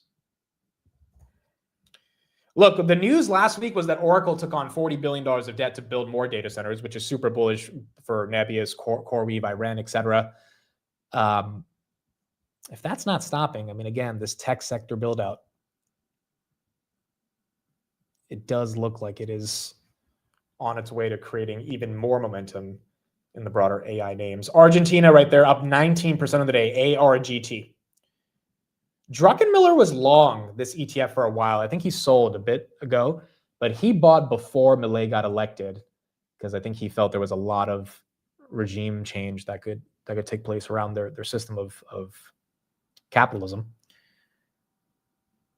And this one's still up 20% of the day. Let's see what else we got. Let's see what else we have right here. UAMY was down 21%. What is this stock again? This is... I'm not sure what this one is. Oh yeah, this is a commodities miner, right? Silver, Bitcoin, and gold, or not Bitcoin, silver, gold, and copper.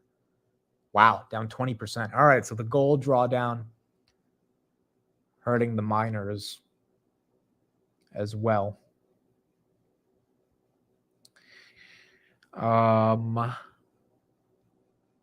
Okay, let's pull this up right here. A couple of other core headlines to look at. This is the AI chart that we're talking about on data centers. So US has 5,426. There's 40 billion worth of data centers under construction. That's up 4x from 2022.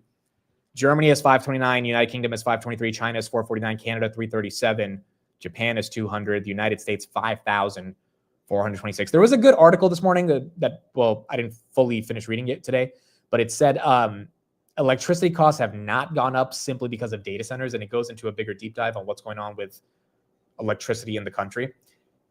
Now, granted, I don't know if you can say it's other things entirely outside of data centers. I do think data centers are definitely playing a role with electricity costs, but the big tech companies are going to have to push back on that narrative and try to show people that it's not just data centers, because they're going to get a lot of pushback if data centers continue to be the resounding reason for why electricity prices are doubling. Here is the IBKR analyst. Let's take a listen to him real quick and see what he thinks is going on as we get into earnings this week. Steve, thank you for being here. So we got trade talks this week. We've got a Fed meeting, and we have Mag 5 earnings, with the exception, obviously, of NVIDIA and Tesla. How do you think it all shakes out on this very busy week? Well, good morning, Leslie. I think what it's shaking out is it's telling us that the positive vibes, the momentum is really what's ruling right now. I mean, one of the surest ways that to get this market to rally is imply that there's something good going on in trade. We saw it in the first Trump administration when sort of seemingly every morning I'd wake up and the futures would be a little higher, and the rumor would be that some trade talks were going well, even if there was no apparent trade talks actually occurring. So in this case, we're actually doing it, and you can see the market's positive response because the Asian trade talks seem to be going well, but meanwhile there was very quietly a 10% tariff on Canada, which is basically lost in the news flow. So it tells you the way the market is geared toward interpreting any trade news as good news. Yeah, Goldman had a piece out, I believe, over the weekend focusing on the underperformance of the quality factor. It says that's in part due to a short squeeze, noting a basket of most shorted stocks has doubled since the market low in April and has rallied more than 30% since September. Would now be a good time, you think, to get back into quality given just all the uncertainty that's out there? Well, first of all, we've seen a lot of action in what I would call thematic stocks. I won't, put them in. You're so diplomatic. That's very, yes. But number 2 most active stock on our platform last week was Beyond Meat, and number 5 and 6 were Rigetti and Oklo. So it tells you that there's a thematic play in question here. But, Wow. Rigetti, Oklo, and Beyond Meat, top 3 traded stocks on IBKR last week. I mean, it goes to show that there is a lot of momentum in those names. By the way, Energy Fuel is also getting hit today. So some of the nuclear stocks outside of Oklo still getting some red. Wow. 14% down on UUU.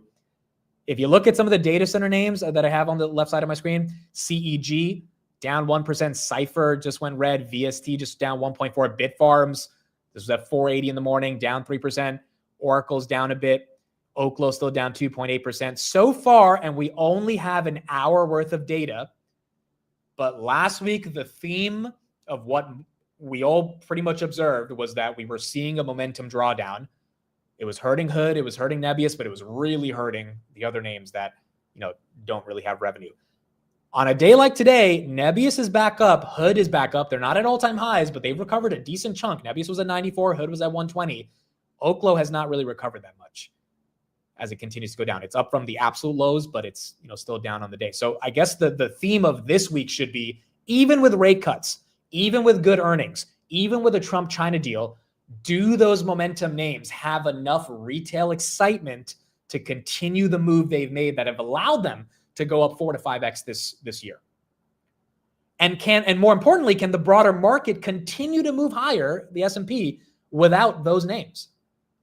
Because if that's the case, everyone's screaming it was a bubble. I mean, remember 3 weeks ago, I think the core argument that even Steve made was that it can't be a bubble if Oklo goes to 0. And Oklo's probably not going to 0. But even if it did, that's not indicative of, now if NVIDIA were to take a 30% drop, that's a bubble. Because you can't have NVIDIA, you can't have the 8% of the S&P getting that big of a hit. But if the markets can keep going and some of those other names can't really keep up with it, it might not be indicative of a bubble. It just might mean some of those names don't have the retail excitement to keep their momentum alive. Actually, what's encouraging to me is the reaction that so-called quality stocks or old economy stocks had on earnings news. Coke reacted well. We saw Dr. Pepper reacting well today. So this is telling us that there is a little bit of latent demand for these things. I hate to say it because I sound like a stop clock a lot of times by saying, you never go wrong with high quality stocks that pay a good dividend. And sometimes low vol is actually the way to go when you're in sort of a momentum driven environment, sort of to zig when the others are zagging. But right now you could more or less throw a dartboard and things are working. But to Leslie's point about the Goldman note, they argue that actually moving back to quality might not make sense because short interest is so high and they're counting on those guys to cover eventually.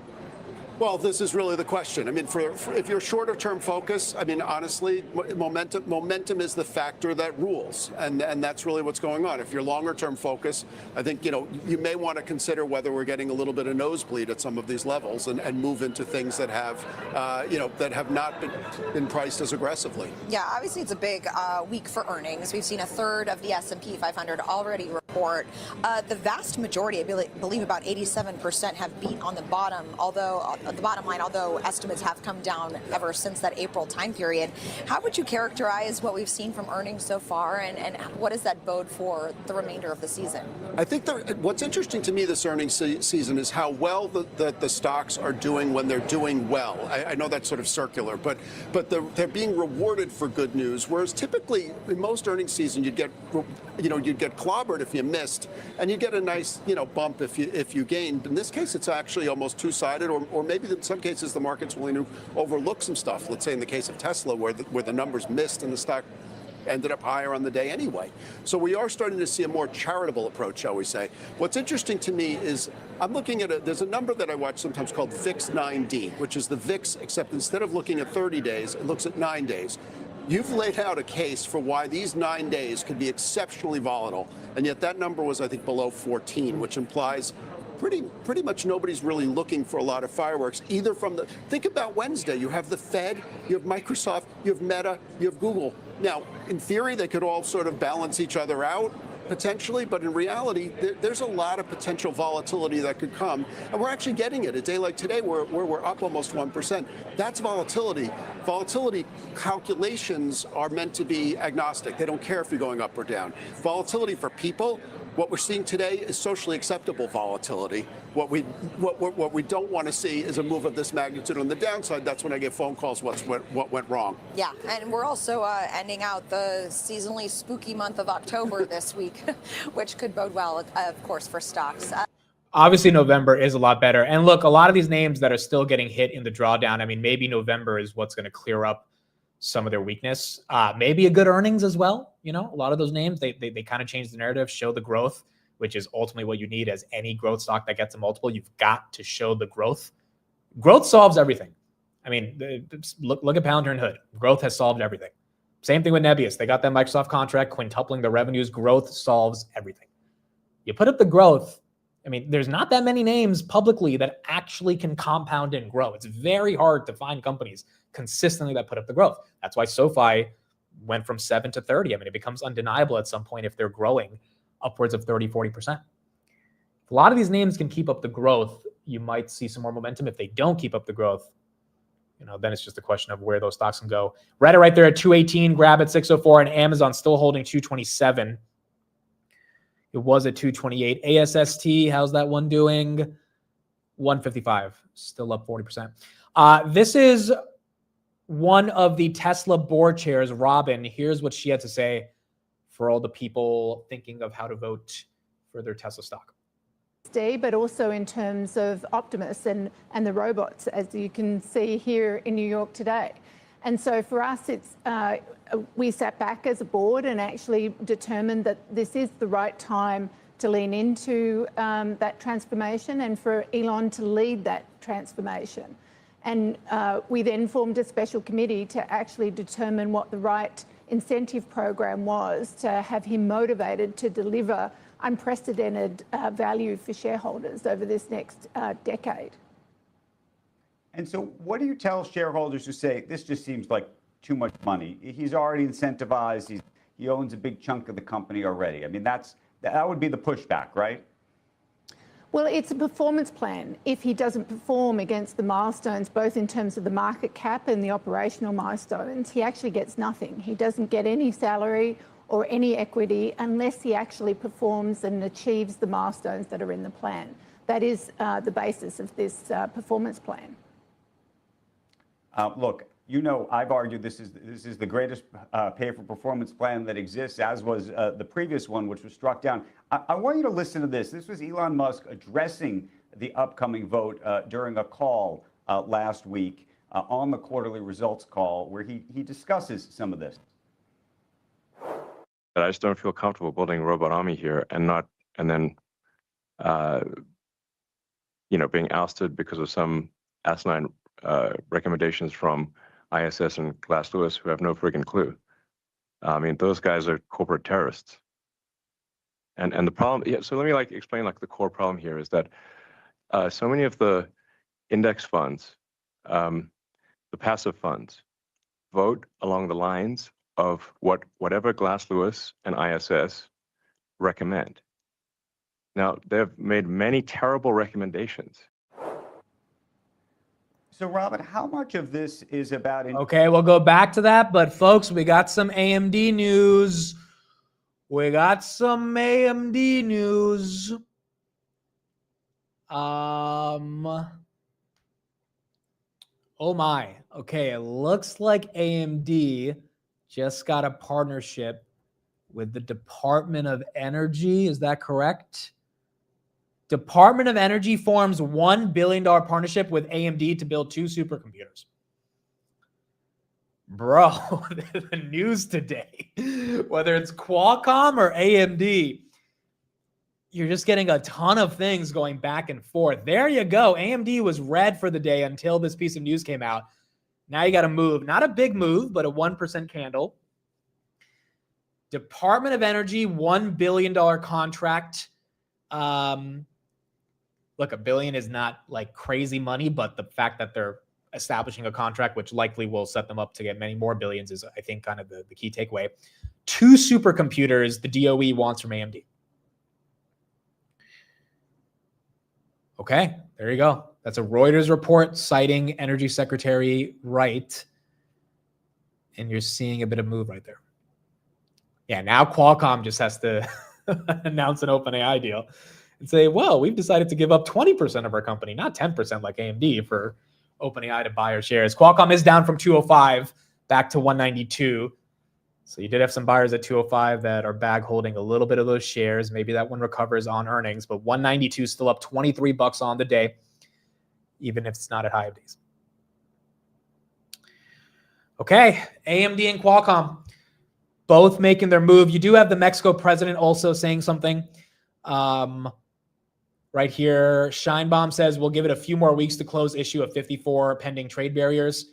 Maybe that coincides with the China and India deal as well from Mexico. And so maybe you get a lot of those deals closing at the same time. But the Mexican president has had a really positive relationship with Trump over the past couple of months. And hopefully that can continue. NVIDIA right there, 190, also getting a little bit of a boost based on that AMD deal. Okay, back to Tessie. Incentivizing Elon, because it sounds like to me more than anything, he believes that he actually worries about AI in the future and wants to have greater control of the company, and how, I'm curious, the board thinks about that. Yes, he's been very consistent in that view in terms of having enough influence over the vote of Tesla in the future so that bad things can't happen with the AI. So it's less about compensation and more about the voting influence in terms of this. And that was very clear as we were negotiating from a special committee perspective in terms of this performance package. And if there was a way of delivering the vote without the actual compensation, we would have done that. But from our perspective, there was no way of doing that. So can you do that with voting shares that have a super majority vote? You can, but you can only put them in place before you IPO. And so that's why some of the other technology companies have those in place. But Elon's going to get it done, dude. He's going to get it done. I think overwhelmingly shareholders will vote with Elon. NVIDIA trying to crack 191. I know he's a little worried about it, and that's why Tesla's been advertising more, but it seems very unlikely the retail shareholder base lets him down, even if the institutional investor services try to vote against it. Last time it was 70-30, right? Or 75-25 on the $55 billion deal that the Delaware judge struck down. I would imagine 70-30 is the same split this time. And Elon should be able to get this done. Gerald says, happy birthday. My mother is now 104 today. Wow. Happy birthday to your mother, Gerald. That's incredible. I love it. Super, super, super cool. We got a bunch of the October babies in the chat. So happy birthday to your mother as well. Send her my well wishes. And thank you for being here. Pedro says, listening to you from the gym this morning. Great combo. Pedro, I love it. Thank you for being here as well. Pedro, I remember your daughter got married a couple months ago. So super, super exciting time in your life as well. And dude, the fact, see, this is why it's so cool, like with the community we built, like the fact that I even saw your name and I remembered, oh yeah, I remember your daughter got married. Like that, just like the things we all know about each other in the chat, it is just so, it's different, dude. It really is what culminates into, having a community that you love and care about. Even if you disagree with them on stock picks, right? Like that becomes rather irrelevant when it comes to the humanity of the community. So super, super, super cool. Very, very, very blessed for all the people that voted happy birthday. Michelle says, Amit, my mom says happy birthday. Michelle, let your mom know that I love her and I'm happy that she is doing well. If she's watching, Michelle's mom, your daughter bakes the best cakes, and I don't have a birthday cake. I didn't get one shipped from Houston. I don't know why that didn't happen today, but I would like to see a Palantir and Hood logo on some cupcakes for me. It was Drake's birthday a few days ago. That is correct. We are both October babies, both Scorpios as well. Femc says, I told my girlfriend that it's your birthday and she got happier than with mine. That's hilarious. That is hilarious. NVIDIA right there, 190. Palantir, 191. I mean, dude, Palantir all-time highs is a fun birthday present. Fun birthday present. It's holding it, dude. I mean, maybe it falls back below 190, but it's holding it pretty heavy. And then Hoodie as well, 146.90. Not too bad either. Okay, what else do we have? Do we have any other headlines? It's already 11 a.m.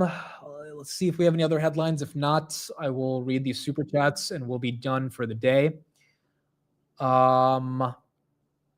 Orbs filed a $2.7 billion at the market offering. Might want to be a little careful if you're betting on Orbs. Again, I think you can get exposure through BitMine, but it looks like you will be having some billions that are diluted pretty soon. Orbs right there, 638. That's red on the day. Oklo, that continues to go down 2.6%. NVIDIA is up 2.4. SoFi is up 2.3. D-Wave, massive day right here, 12.8. Don't know if there's any news. I think that's separating from the other quantum names. Kind of. The other ones are up a decent chunk as well. D-Wave's the one that's up the most. Maybe there's a partnership right there, but that one's going green. S&P 682, that's holding up. Reddit 219, Cisco, Delo, VIX up a little bit, but still red for the day. So you're getting some of those red candles, given the VIX is up just a little bit. Google just below 266. And you're seeing some more green. You're seeing a decent chunk of green right here. Government shutdown updates. I don't have a ton of updates on that other than what Hassett said last week, that it looks like the shutdown will come to an end by the end of the week. Then again, he said that last week. It's a new week. We don't have a shutdown resolution, but hopefully that happens soon. Sachin says, decided to convert the PayPal Leaps position from good size to truckload size. Bought a lot more at 825. Let's see how this goes. Wow. All right, Sachin, you are putting your name out there on these PayPal Leaps. Let's see the quarter they deliver tomorrow. I mean, if that quarter is a new quarter in terms of the life of the narrative of the company, maybe these leaps work out really well. AMD Energy Secretary says partnership will supercharge advances in nuclear tech, defense, and cancer treatments.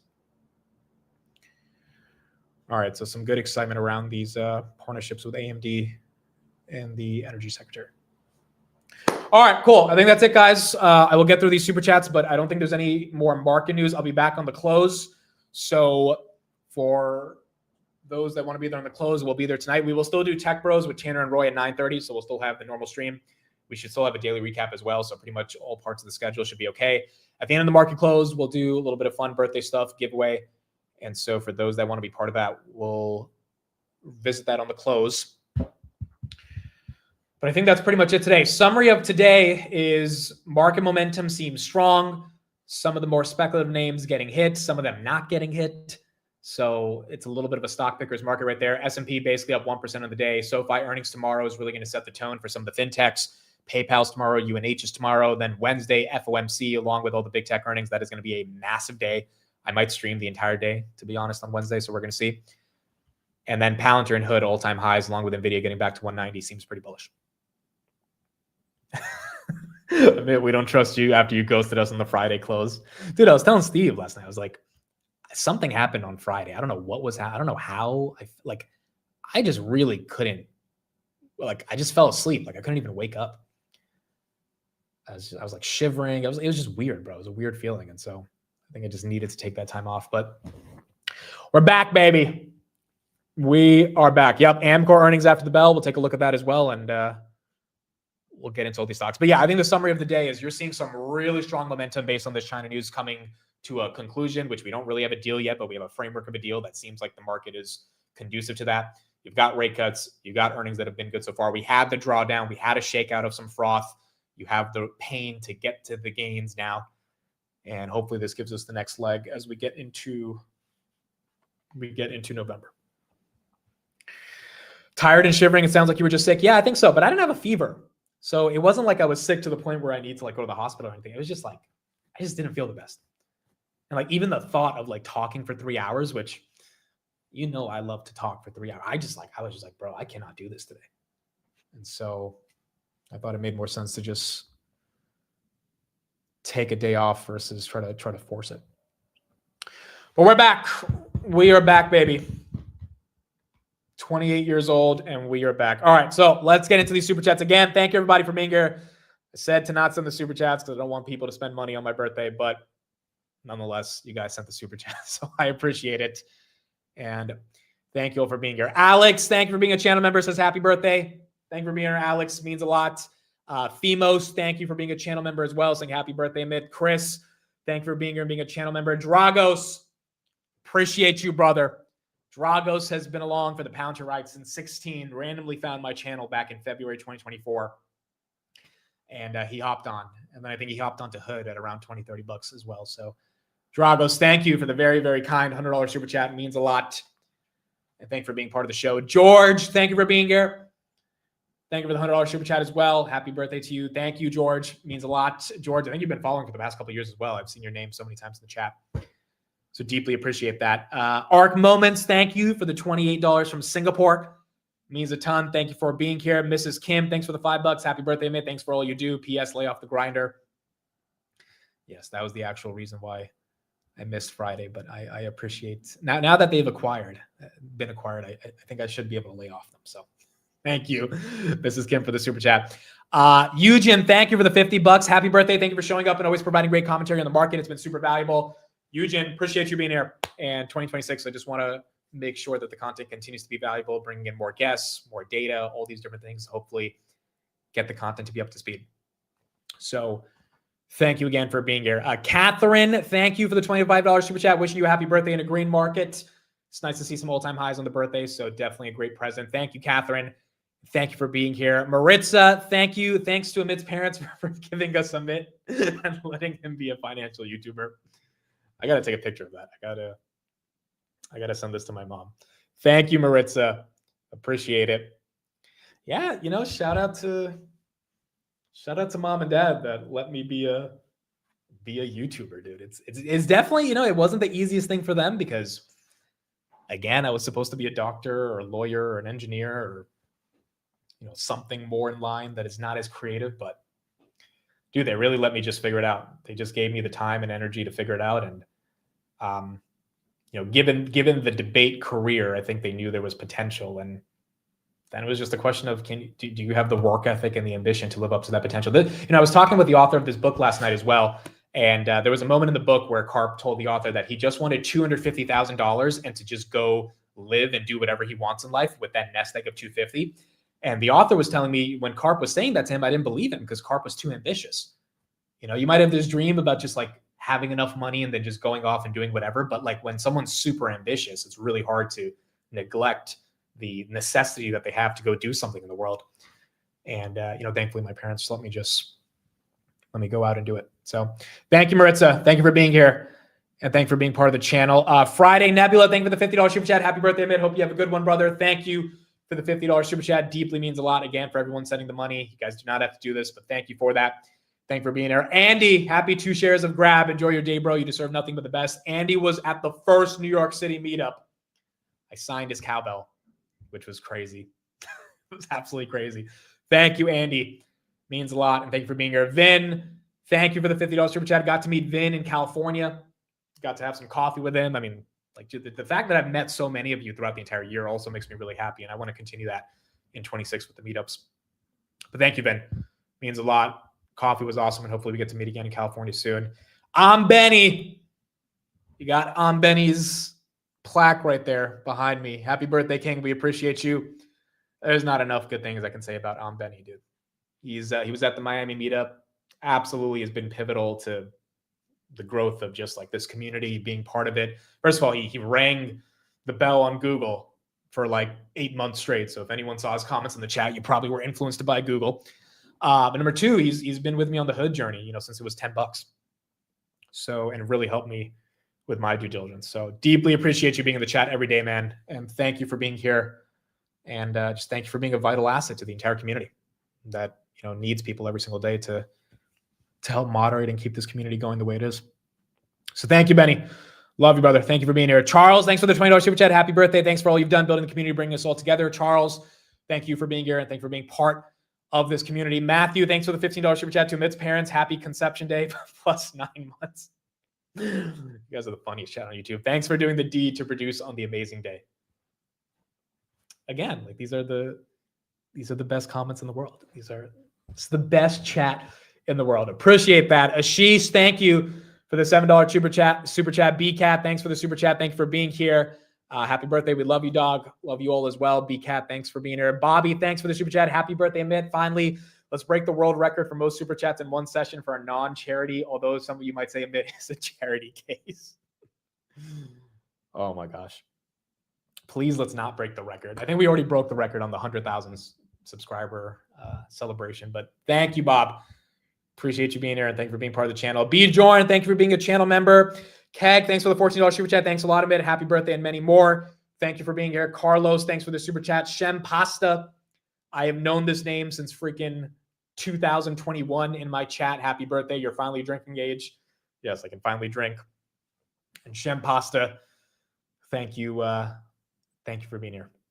These names, bro, Shem Pasta, like these crazy names, but I've been talking to, it's like, when you're at an office and you have like Johnny and Jake and you're at the water cooler and you're talking about life. Like I'm talking with Shem Pasta about the markets for the past 4 years. So it's super, super cool for everyone to be part of this community. Oh my goodness, dude. We have like 80 more super chats. All right, here we go. I'm going to be here for a while. If this is boring to some people, I'm sorry, but I want to get through all these.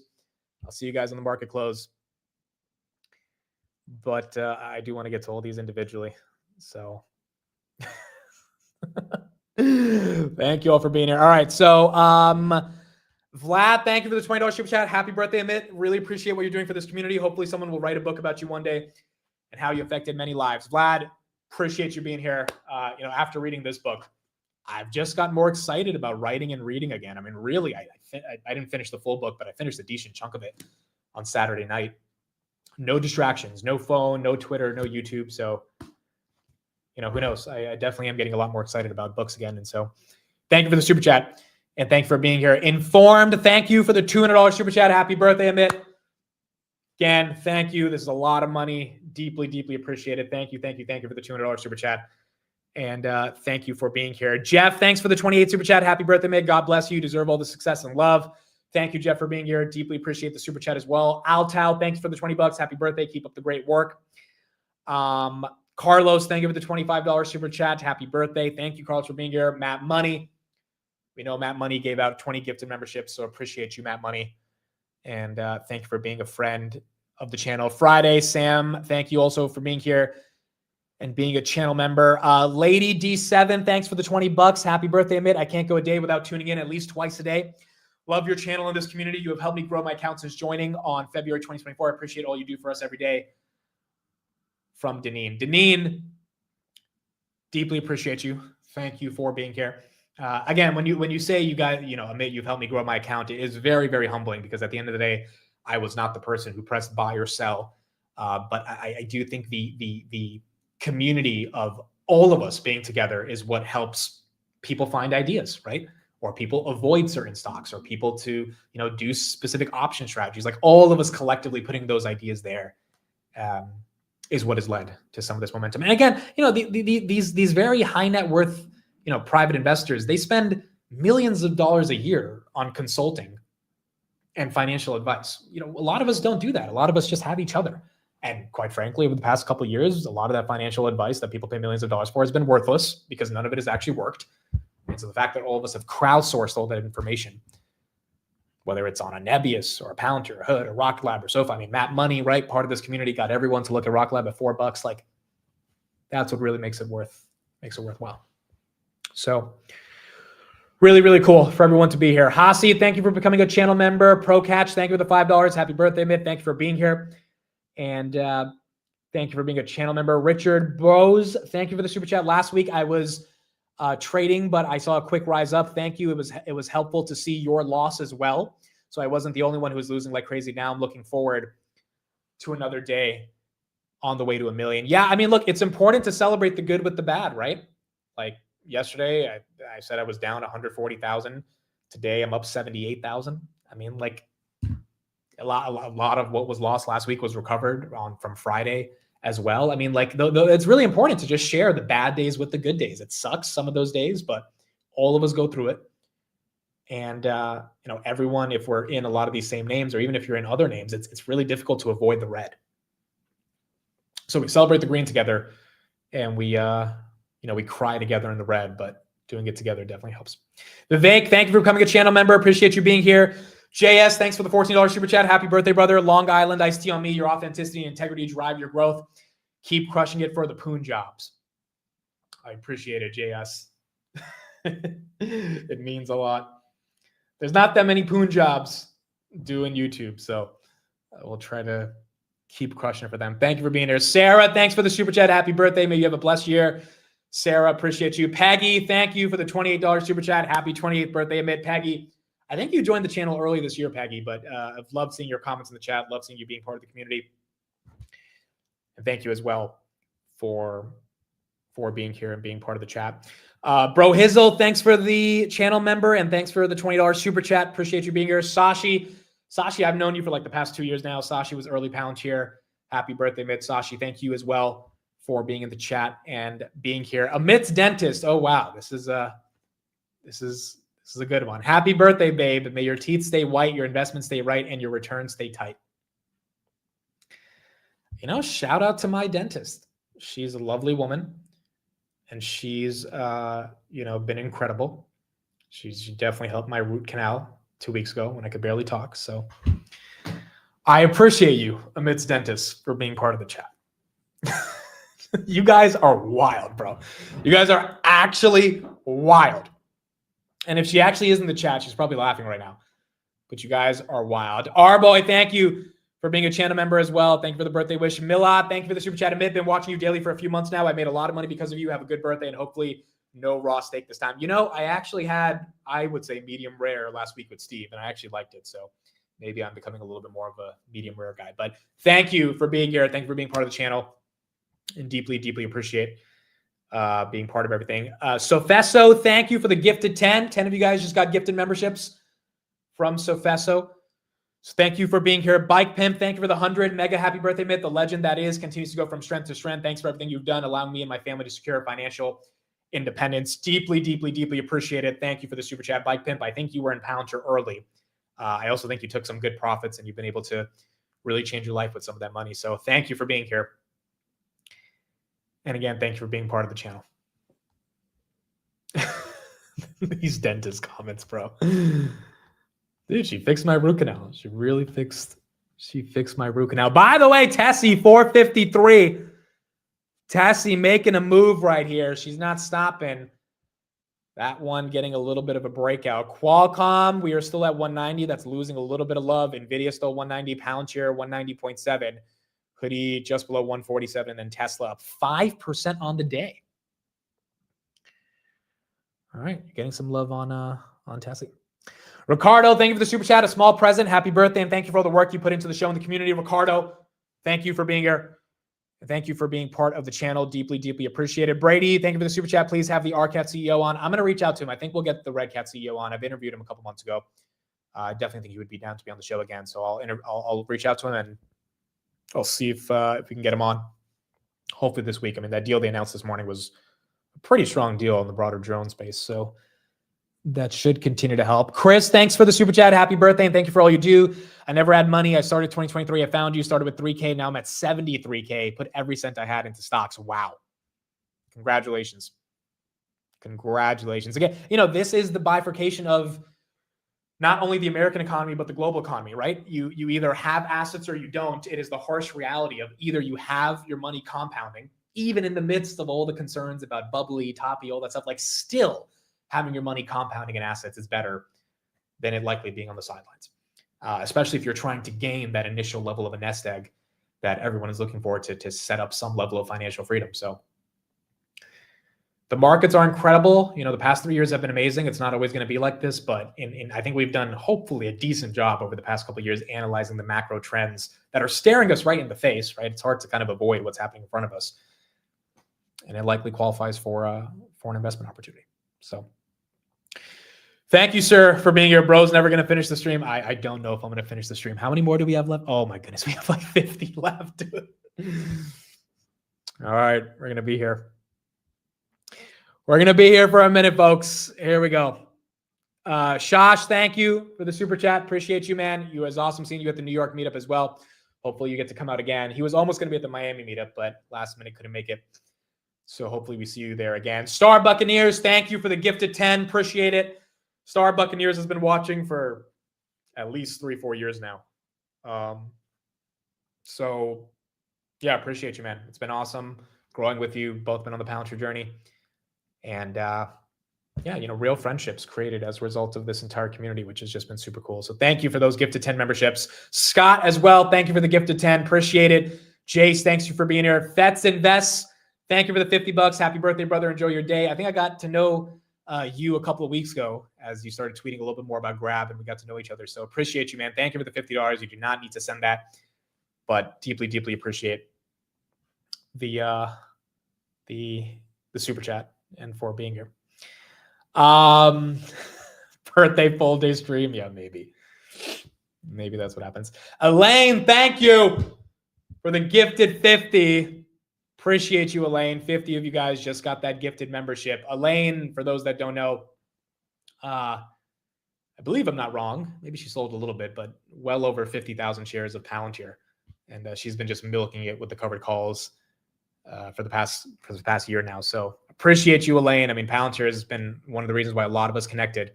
And on a day like this, all-time high is definitely not the worst for those 60,000 shares you got. But thank you for spreading the love. Thank you for the 50 gifted. S&P 500 right there, 683.36 as well, nearing into that all-time high on the daily.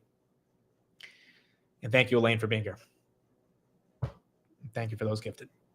Elaine says now it's 65,000. Well, there you go. She bought the dip, folks. And all those shares are basically free, given the covered call premium she's collected. I mean, any shares she buys a Palantir at this point are cost basis, which, by the way, her average was $10. So with all the covered call premiums, I think her average might be negative at this point, meaning she literally got paid to buy those 60,000 shares, which is pretty incredible.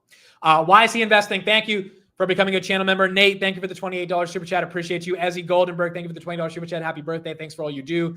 Thank you for being here. Q, thanks for the $10 super chat. Happy birthday, Mid. Started watching you when my portfolio was at 50,000. Just hit 170 today, mostly thanks to your content. Cheers. Q, congratulations. 50 to 170. That's a triple. And that is quite incredible. So thank you for being here. Thank you for being part of the show. JC, thank you for the $20 super chat. Happy birthday, Mitt. Thanks for everything. Thank you for being here. Woody Trades, thank you for the $10 super chat. Been here since $20 Palantir on the down move. You've been such a huge part of the day over the last couple of years. I'd love to see your success as Palantir change my financial life. Happy birthday to you. Woody, thank you for being here as well. You know, the other crazy thing about this whole thing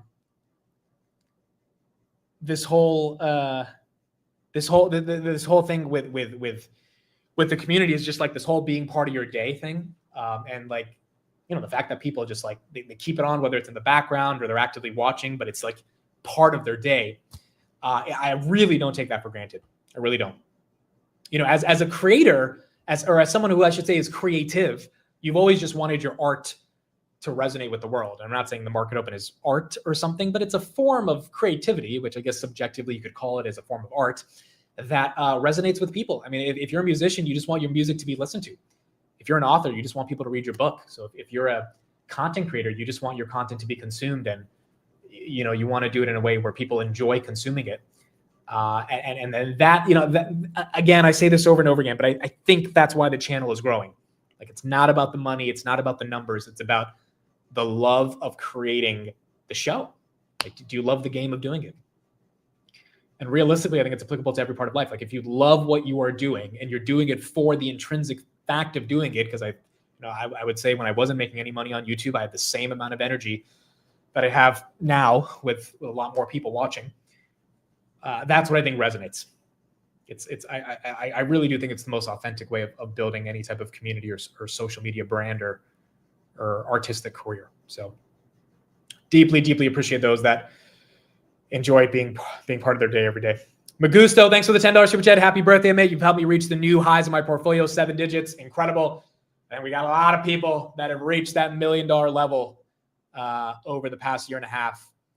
And the fact that all of us have done it in this community, and the community has been a force to compound that, it means a ton. Siege, thank you for the $20. Thanks for everything you do. I wish you a happy birthday and healthy birthday. The money is in for the channel, not for your birthday. Siege, you give like $20 every single day. I appreciate you every single day with these super chats. You don't have to do it, but thank you so much for being here. Bo Spam, thanks for the super chat. My grab calls are up 50%. Happy birthday to the grab father. Appreciate you, Bo Spam. Hopefully we get a good earnings next Monday. Hopefully this can really start to make a move. We're going to see. Dude, I had a okay, you guys are not going to believe this shit. You guys are legit not going to believe this shit. And I don't want to show you the DM because I want to respect the person's privacy.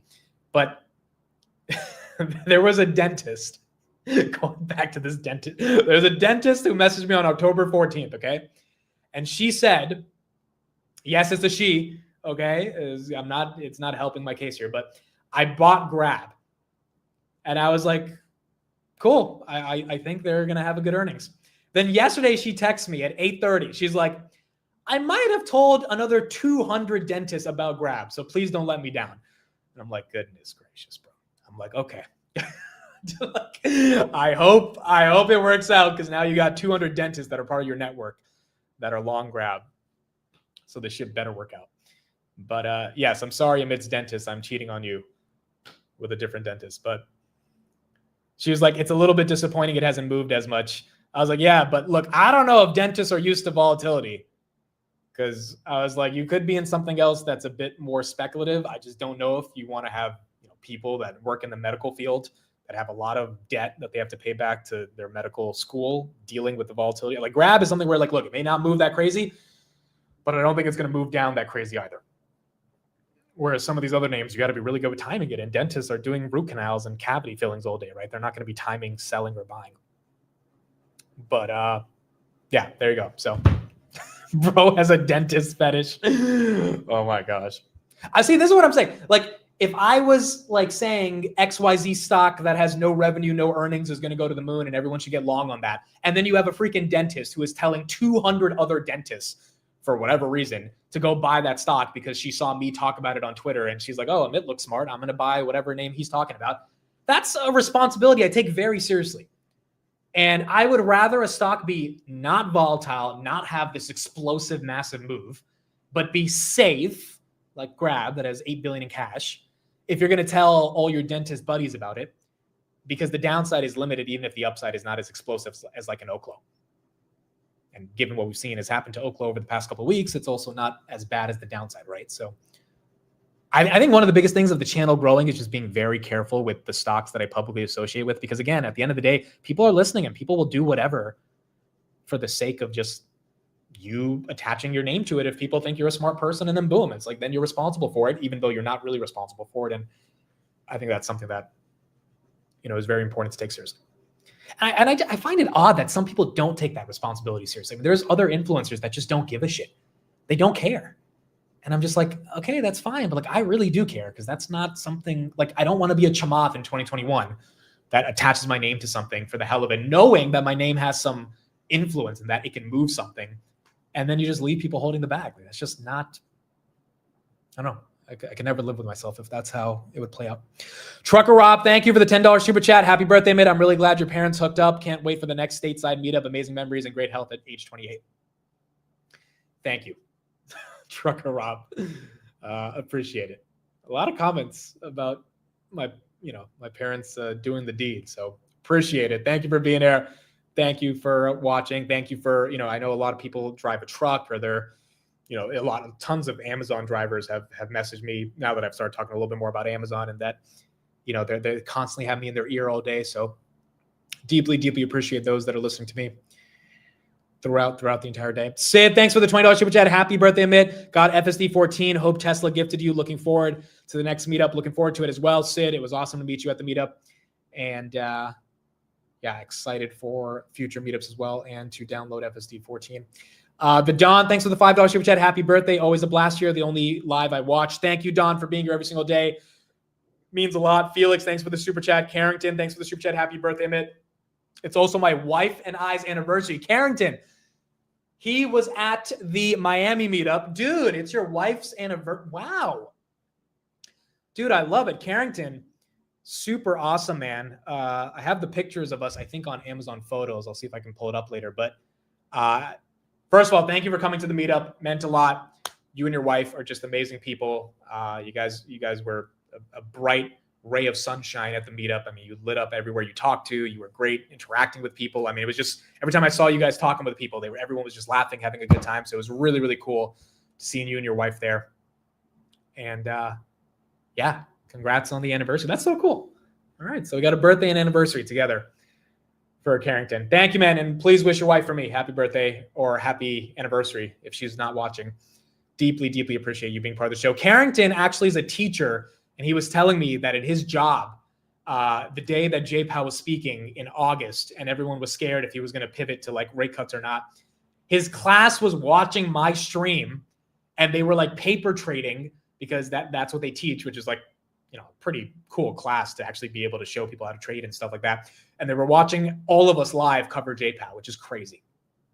So absolutely amazing, Carrington. Thank you for being here. Carlos, thanks for the $20 super chat. Appreciate you. Pamela, thanks for the $2 super chat. Thank you for being here.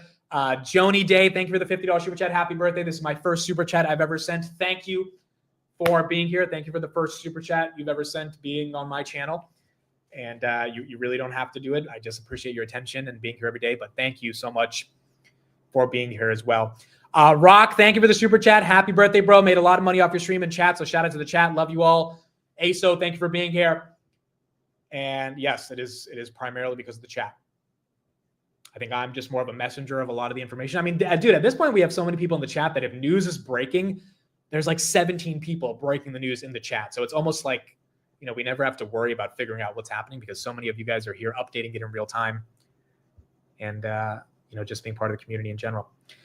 Brazen, thank you for the $20 super chat. Happy birthday, bud. It's milk time. I might have to pop open some milk today, even though I hate it.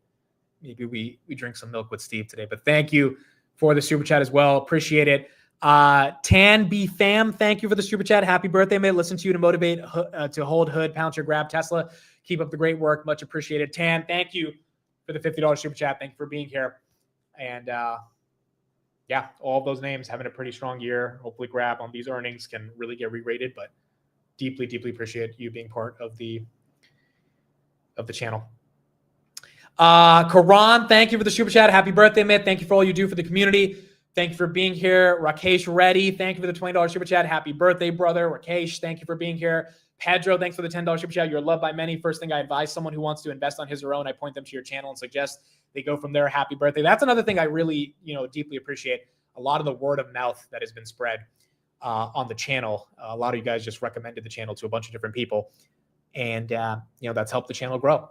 And there's so many people that just came because their buddy texted them to start watching the show, and then it becomes part of their routine. So it really, even Zoe called. I think Zoe, he texted his cousin to start watching like a year ago. Now his cousin's here every day. So a lot of that stuff really, really means a lot to me. S&P, by the way, still moving higher, 683.44. NVIDIA 191, Palantir 190. Grab just above 6, SoFi just below 30, S&P still doing well, and then Hoodie just below 147. Tesla, wow, 456 on Tessie. I don't know what the update is on Tesla. I don't think there's a headline, but outside of the upgrades, Tesla is getting that breakout. Deanna, thank you for the super chat. Happy birthday, dear Mid. You're a national treasure. I feel so lucky to be part of this community you've built to make a big wish. Deanna, thank you so much for the love. I know you joined recently over the past couple months, but deeply, deeply appreciate you as well and being part of the show. Okay, we still got like 20 more of these to run through, folks. We got 20 more of these to run through.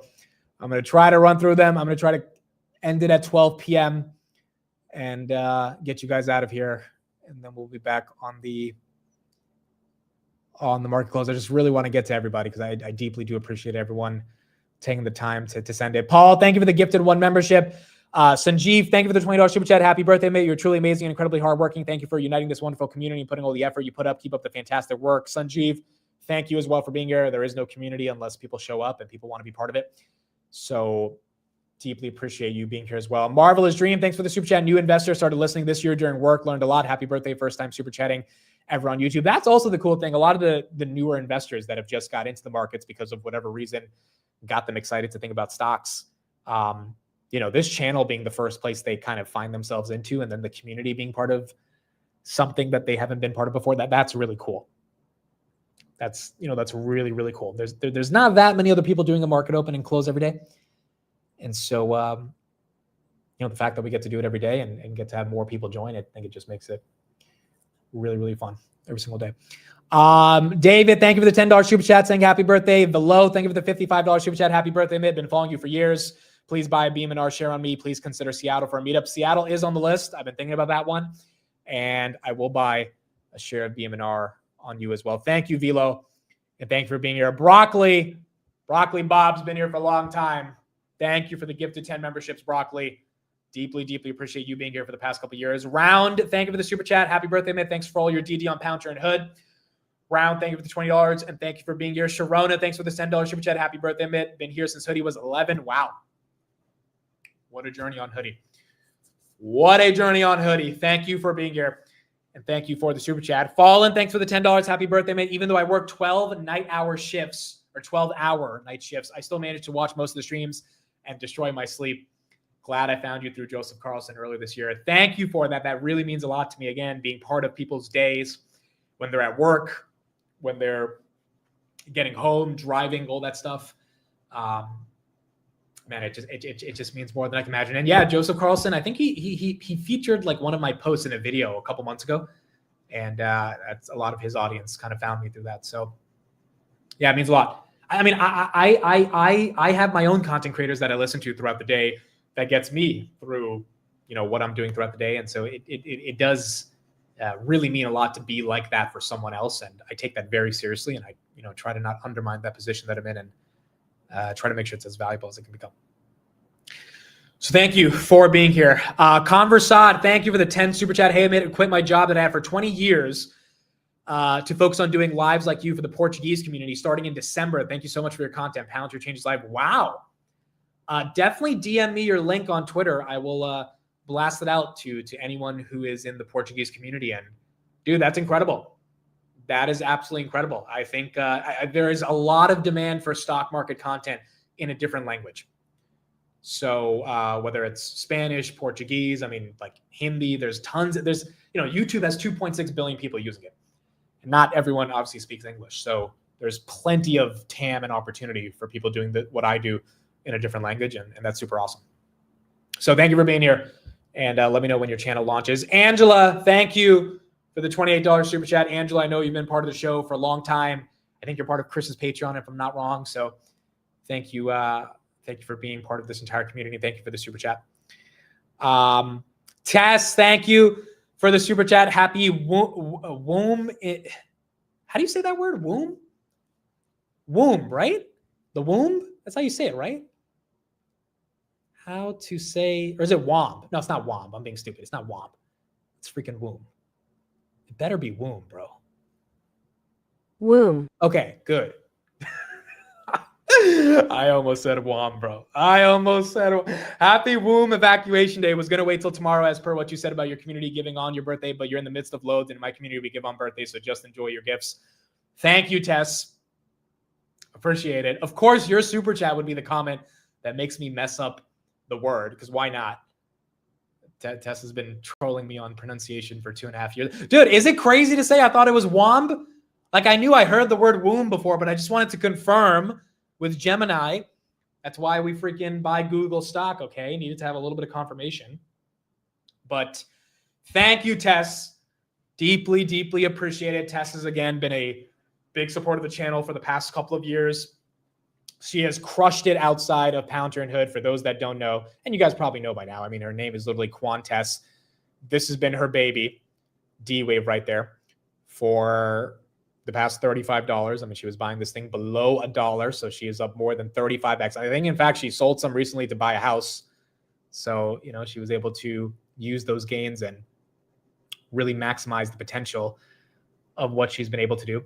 And look, you know, I don't fully agree on D-Wave's valuation, but that doesn't mean that, you know, we can't get along in this community. And I think that's fair. You know, you can disagree on certain names and certain ideas of certain stocks. That's kind of what makes a market, to have one person agree, one person disagree. But you can still be friends. You can still cultivate a meaningful community. And the two names that we've both been a part of, Hood and Palantir, have just been pretty exceptional. She was also very early in Hood and Palantir as well. So yeah, she said, I sold 10% for a new house. That's kind of crazy, bro. Like, regardless of what you think of a stock or its valuation, if you buy it at 1 and it goes to 35, I mean, and if it's probably not going back to 1, which is why I think Skrelly shorting it is kind of stupid. You can disagree all you want with how you think of the perception of the company, but to be able to then sell 10% of a 3,500% move and buy a house, it's pretty freaking cool. It's pretty freaking cool. So, and you know, there's a decent amount of you that followed her into D-Wave. I mean, not everyone here, but a decent chunk of you guys have followed the quantum story, and you've done very well. You've done very, very well as those names have continued to get more catalysts. So there you go, Tess. Thank you for being here. Also, for those that don't know, Tess is a mod, right? And she was at the Miami meetup, and she made sure everyone was getting drunk, and you know, she took care of a lot of people. So deeply appreciate your support, Tess. Basically been like a motherly figure to me over the past couple of years, and I appreciate you being here in the chat every single day. Sharesh, thank you for the $20 super chat. Happy birthday, mate. You are the best. Sharesh, thank you for being here as well. Ryan, thanks for the super chat. Amid, happy birthday. You should have your show on YouTube TV. I mean, technically, you could watch it on YouTube TV. Well, no, because YouTube TV is live. Yeah, usually, I mean, YouTube kind of functions as TV, but it's not literally YouTube TV. At that point, you would have to join a network, which I've said before in the past, I don't think I'm ever going to join CNBC or Bloomberg, just because I have too much fun doing it this way. You know, there might be more financial upside in those opportunities, but it's just not as authentic. It doesn't feel as fun. And like, you know, where are we going to get the grinder and dentist jokes from if we're on CNBC and Bloomberg, bro? It's going to be boring. Also, there's going to be a teleprompter, and you know your boy is not going to be able to read any of the stupid names they put up on the teleprompter. And then on live television, I'm going to mess up. Like, I can mess up in front of 10,000. Do I want to mess up in front of 100,000 people by saying womb instead of womb? I don't know. I think CNBC would kick me off pretty easily if I made that mistake. So in order for me to keep my ability to even pronounce the way I pronounce, I think I'm going to have to stay on YouTube. Mark, thanks for the $20 super chat. Happy birthday, mid. Here's the Q4. Let's catch up in Europe. Hopefully we will get that Europe meetup going on, and appreciate you being here as well. Lolu, thank you for the $20 super chat. When I was in vacay in Japan, it felt weird without my daily emit meeting. Thank you so much, and happy birthday. Lolo, thank you again. Yeah, it felt weird on Friday when I didn't go live either. I mean, at this point, that's why in September I was so annoyed, because I was traveling so much and we didn't have the consistent routine. And, you know, I really care about that routine, and I want to keep that routine. D-Wave right there up 8% on the day. Tesla 455, NVIDIA 191, Palantir is at 190. And then you got the Googs right here at, wow, 267. Look at that, all-time high on Google. Officially all-time high on Google, folks. S&P breaking out above 1% as well. But yeah, I need that routine every day. And, you know, the fact that other people care about that routine, that also means a lot. Kyle, thanks for the super chat. Appreciate you. Make good work. Thanks a lot, man. Happy birthday. Iconic Immigrant, thanks for the super chat. Happy birthday to the Retail King. Please never change. Never let the gains cloud your brains. Appreciate that, sir. Thank you for being here. And yeah, deeply appreciate you being part of the community as well. Julie, thanks for the $20 super chat. Thank you for being here. Data Monkey, thank you for the super chat. Happy birthday, dude. Hope all the super chats keep us here until the close. Appreciate the work on Hood, Nebius, and more. Sending love to you via the channel. Data Monkey, thank you for being here as well. Congrats on the acquisition of Grindr. Thank you, guys. I appreciate that as well. All right, guys, no more super chats. I'm going to try to read the last 10, and then that's it. I got to let you guys leave. Like, you guys have to leave. I have to leave. We'll be back on the close. Oh, my gosh, this is a lot. There's still like another 30 of these left. Dude, I said there was 30 left 30 ago. This is like, oh, this is a lot, dude. I'm kind of losing my voice here reading all these. No, you're not allowed to leave. Oh my goodness. I guess I'm not. We're going to do the pictures on the close. And yeah, we'll do that on the market close. I almost called the NJ State Police on Friday to do a welfare check. That would be funny if you call the police. They'd be like, where's Amit? They'd be like, we don't know. Be like, well, he's not live, so what's going on here? Chan, thank you for the $10 super chat. Happy birthday, Amit. Hope it's a good one. Chan, appreciate you. B-Pill, thank you for the $10 super chat. Happy birthday, Amit. Have a great day. But why are you gay? That's hilarious. As per that video we saw last week. Thank you for being here. Search Problem, thank you for the $5 super chat. Happy birthday, bro. Thanks to your calls. I'm kicking off a healthier investing journey. I'm breaking even so far after following your insights. Absolutely incredible. Thank you for being here. A lot of us sometimes got to clean up some of the junk in the portfolio. And, that was me back in 21. I think it was a lot of us. And so, that's why it's hard to get into some of the speculative names after you've been through that phase. You kind of want to just stay centered on fundamental companies. So appreciate you being here as well. P Mills, thank you for the $20 super chat. Been following your work since 2021. Help run your Facebook page too. Happy birthday, buddy. Keep up the great work. P Mills, appreciate it. We had that Palantir Facebook page back in like 22. It was just like a Palantir investor group on Facebook. So yeah, I think most people don't use that anymore, but those were the early days, right? When the stock was $6-7 and we all needed to connect somehow. And there wasn't this massive YouTube community. We're like, all right, who's on Facebook that cares about Palantir? And we set up that group. So super, super awesome for you being here since those days. And thank you for being part of the channel. Mark, thanks for the $10 super chat. Happy birthday, Mitch. Started watching this year from the beautiful city of Nottingham, UK. I love it. I need to visit my Brits. I have to go there. Hopefully that's the first part of the international leg. I mean, I know London is a big one for a lot of people. So we're going to see what we can do. And hopefully we can make that happen. Omar, thanks for the one gifted sub. Appreciate you. Easy, thanks for the $10 super chat. Happy birthday, Mitt. I've been with you for 6 months and my accounts have grown by over 40,000. Thank you. Incredible. Congratulations on that. Very nice to see. Triple VX3. Not the actual Triple V, but a different Triple VX3. Thank you for being here. Happy birthday, bro. Thanks for all the work you do. Thanks for giving us the space. You're awesome at being our grinder tester, Palantir Hoodlum. It's a perfect name. Grinder tester, Palantir Hoodlum. Thank you for being here as well. Juan, thanks for the $20 super chat. Happy birthday, brother. I wish you the best and great health. I got into Palantir with $15. Extremely grateful. Let's get to 10 on Grab. Thank you for all your DD on the companies and the community. Juan, thanks for being there. Again, Palantir at 15. Seems like a lifetime ago and all-time highs today. Pretty exciting to see as well. But yeah, it's been incredible. Just been an absolutely incredible ride. Alex, thanks for the super chat. Hey, Amit, I'm so glad I found you back in 2022. Thanks for everything you do and happy birthday. How many super chats left? Is this a record broken? I think it might be a record broken for a financial YouTuber. There's 148 is what I'm seeing. I don't know how many we have left, but yeah, it might be that record. Thank you for being here. And thank you for being part of the channel. S&P 500 right there at 683.24. Siege, thank you again for a $200 super chat. You do not need to send this money. I would send $200 a day until I realized Triple V has got to be worth at least 10x than me. So I dialed it back to keep it in line. You've got an amazing brain. Take care of it for us. Siege, you're being too kind, but you already sent the $20 super chat. Thank you for the $200 super chat again. Appreciate you as always. And let's just say drinks on me. I know you can drink. So drinks on me next time we're at a meetup. On my thank you for the $2 super chat. Happy birthday, Mid. Watching your stream has become part of my daily activities. Thank you and keeping up for the work. I hope you keep up with it. Thank you for being here. Again, it's deeply, deeply gratifying to know that it's part of people's daily routines and hopefully it continues. to be a part of people's routines. Cheeky, thanks for the 40 super chat. For your folks to admit they deserve the love, buy them a drink for raising an amazing man. Happy birthday for all the best in the year ahead. Your knowledge has truly helped me as a newbie investor. Thank you. I will, I will make sure the folks are taken care of as well. Cheeky, and thanks for the super chat. One of the better parts of having a little bit more financial freedom, and I think a lot of you guys in the chat have probably felt this as well, is just being able to take care of some of your loved ones. So, I will randomly send my mom money, and I actually bought her an iPad over the weekend because I bought myself another iPad because I needed another screen to kind of do a little bit more of the work that I'm keeping up with. And so I know my mom's been talking about an iPad, so I bought her an iPad as well. Like just having the ability to be like, you don't have to stress too much about buying your loved ones a gift. It is the most rewarding part of being in the stock market and actually being able to accelerate in the stock market, because you have the ability to help other people. So deeply, deeply, deeply means a lot. And everyone, that's been the most rewarding part of being able to even be part of this journey.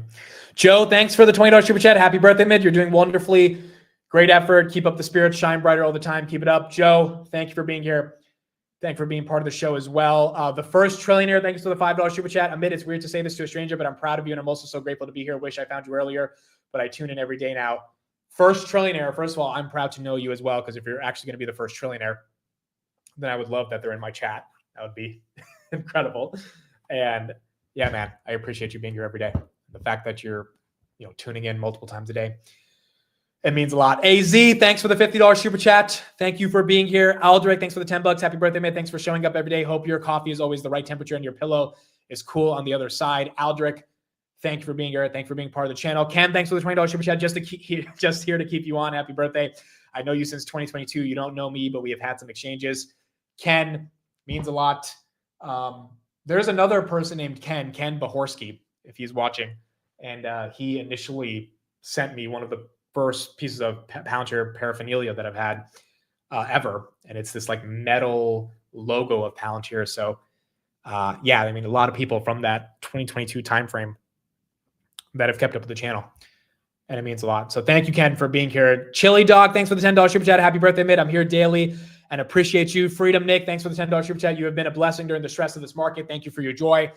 Freedom Nick, thank you for being here as well. Again, on the good days or the bad days, we all got to be here and try to analyze everything that is going down. And on the bad days, sometimes there's a little bit more of a necessity to have a bit of a community versus on the good days. Yeti, thanks for the $28 super chat. Longtime listener. Thank you for everything, Amit. Yeti, thank you for being here. Daphne, thank you for the $100 super chat. Deeply appreciate it. You didn't write anything in the super chat, but thank you so much for being here. And thank you for the $100 super chat. Nikita, thanks for the $10. Hi, Amit. I'm new to investing and I've been listening to you for a few weeks now. Thanks for all your guidance. Happy birthday. Hope you have a meetup in New York City sometime soon. Yeah, I think we will be doing it in January. I'm having a meeting with the new agency I was working with on Saturday. So yes, I think New York City is definitely happening. Don't know exactly the date, probably towards the end of January, but it looks like we're gonna get the ball rolling on that, and that should be very fun. And it'll be another chance to meet a bunch more people. So thank you, Nikita, for the super chat. Dimitri, thank you for the $100. Happy birthday, Mid. I've been watching you from February 25 and during the crisis in April when I was heavily invested in NVIDIA. Your reasoning and positive thinking helped me to keep my peace of mind. I made a lot of money. Cheers from Greece. Dimitri, thanks for being here. Ironically, DeepSeek and the collapse in April was how I established my NVIDIA position as well. My average is now 122, and you kind of needed DeepSeek and then the onslaught of the tariffs to really give us the prices that was needed to develop a real position. So, as I was DCAing and as all of us were trying to reconcile and deal with the volatility of the markets, retail as a whole kind of took advantage of the situation. And hopefully the stream was a good spot for everyone to kind of convene and just be able to talk about what's happening. And ultimately, I think most of us concluded it's a buy. And it's worked out really well for us. So thank you, Dimitri. Thank you for being here. Aviz, thank you for the $11 super chat. Jake, thank you for the $10 super chat, making fun of how I say womb. It is what it is. Would appreciate you being here. Amidst Dentist, thank you again for a $20 super chat. Call me. It's just about the copay. Nothing else. Oh my goodness, dude. Oh my goodness. This dentist thing has taken quite the life of its own. All right, we're getting towards the end. And then I think we'll be done. Grumpy Bunny, thank you for being a channel member. Happy birthday, Mitt. Enjoy and take care of yourself. You'll be surprised how quickly the next 28 years go. Been here since Palantir at 7. Grumpy Bunny, thank you for being here. As I get older, life is moving faster. I've said this over the past couple of months. I felt that life is moving much faster, and I don't think that's going to slow down. So taking the moments to sit and just, sort of reflect, I guess is the best way to frame it, on what has happened over the past couple of years. It really does mean a lot. And so, yeah, I appreciate you being here. Appreciate this whole community. And I think the reflecting of that stuff is very important on days like this. Fry Jack, thanks for the super chat. Happy birthday, mate. You said you wanted to give back to the community, but we're the ones who got to give back to you. I don't know what the next two words say. I think this is in a different language. I definitely cannot say that. Wistiago Nel Gispego. I don't know what the hell that means. It's got to be a different language. But thank you for being here. Dude, I kind of want to look that up now. What is that? WSZYTKIEGO. Naj. Oh, this is a song. This is a Polish song. Okay, I'm going to listen to this today. Oh, it's Happy Birthday in Polish. Oh, shit. Because it's a happy birthday song. Okay, got it. Thank you. Thank you for the happy birthday in Polish. I'm going to listen to this song, though. A song on YouTube popped up, so I'm going to listen to this later. All right. There you go. Thank you for being here. Ken, thanks for the $10 super chat. After I was let go in July, I learned how to sell calls and puts thanks to your options 101. I still look for a job, and now I'm making 2x what I used to make, so I got something to go with. Wow. Congratulations. Arigato. Thank you, Ken, for being here. I do think option selling is a bit of a life hack if you can do it productively. And so, yeah, I mean, there's a couple other people who reached out to me that said they lost their job over the past few months, just given the uneasiness of the labor market. And they looked to option selling with some of the collateral they had. And, even if you have 50 grand, 100 grand, even 25 grand, there is a way to generate some yield in a way that also mitigates some risk. So deeply appreciate you being here. And hopefully that options 101 has helped a lot of people. Susan, thank you for the $50 super chat. Happy birthday. There's a lot of us following from United flight attendants and pilots. Wow. That is awesome. Thank you, Susan, for being here. United is the airline of choice. So I guess you get pretty happy every time I mention them on a United flight. Super dope. Super dope. I love United. I've been flying with them basically for the past 10 years now. So deep appreciation for any of the United flight attendants and pilots who keep up with the channel. Thank you. Thank you so much for being here, Susan. And thank you for the word of mouth on the channel. Christopher, thanks for the $20 super chat. Happy birthday, mate. Thank you for everything you do. Chris, thanks for being here. Shane, love. Happy birthday, buddy. Shane, thank you for the super chat and being here. Mark, thanks for the super chat. Happy birthday, mate. Appreciate you and the community you've built. Hopefully catch you in the UK at some point. Hopefully we will be in the UK. And we'll be excited to be here. I'm Benny. Thanks for the super chat. Call Steve. I think we'll call Steve on the close. I was talking to him in the morning.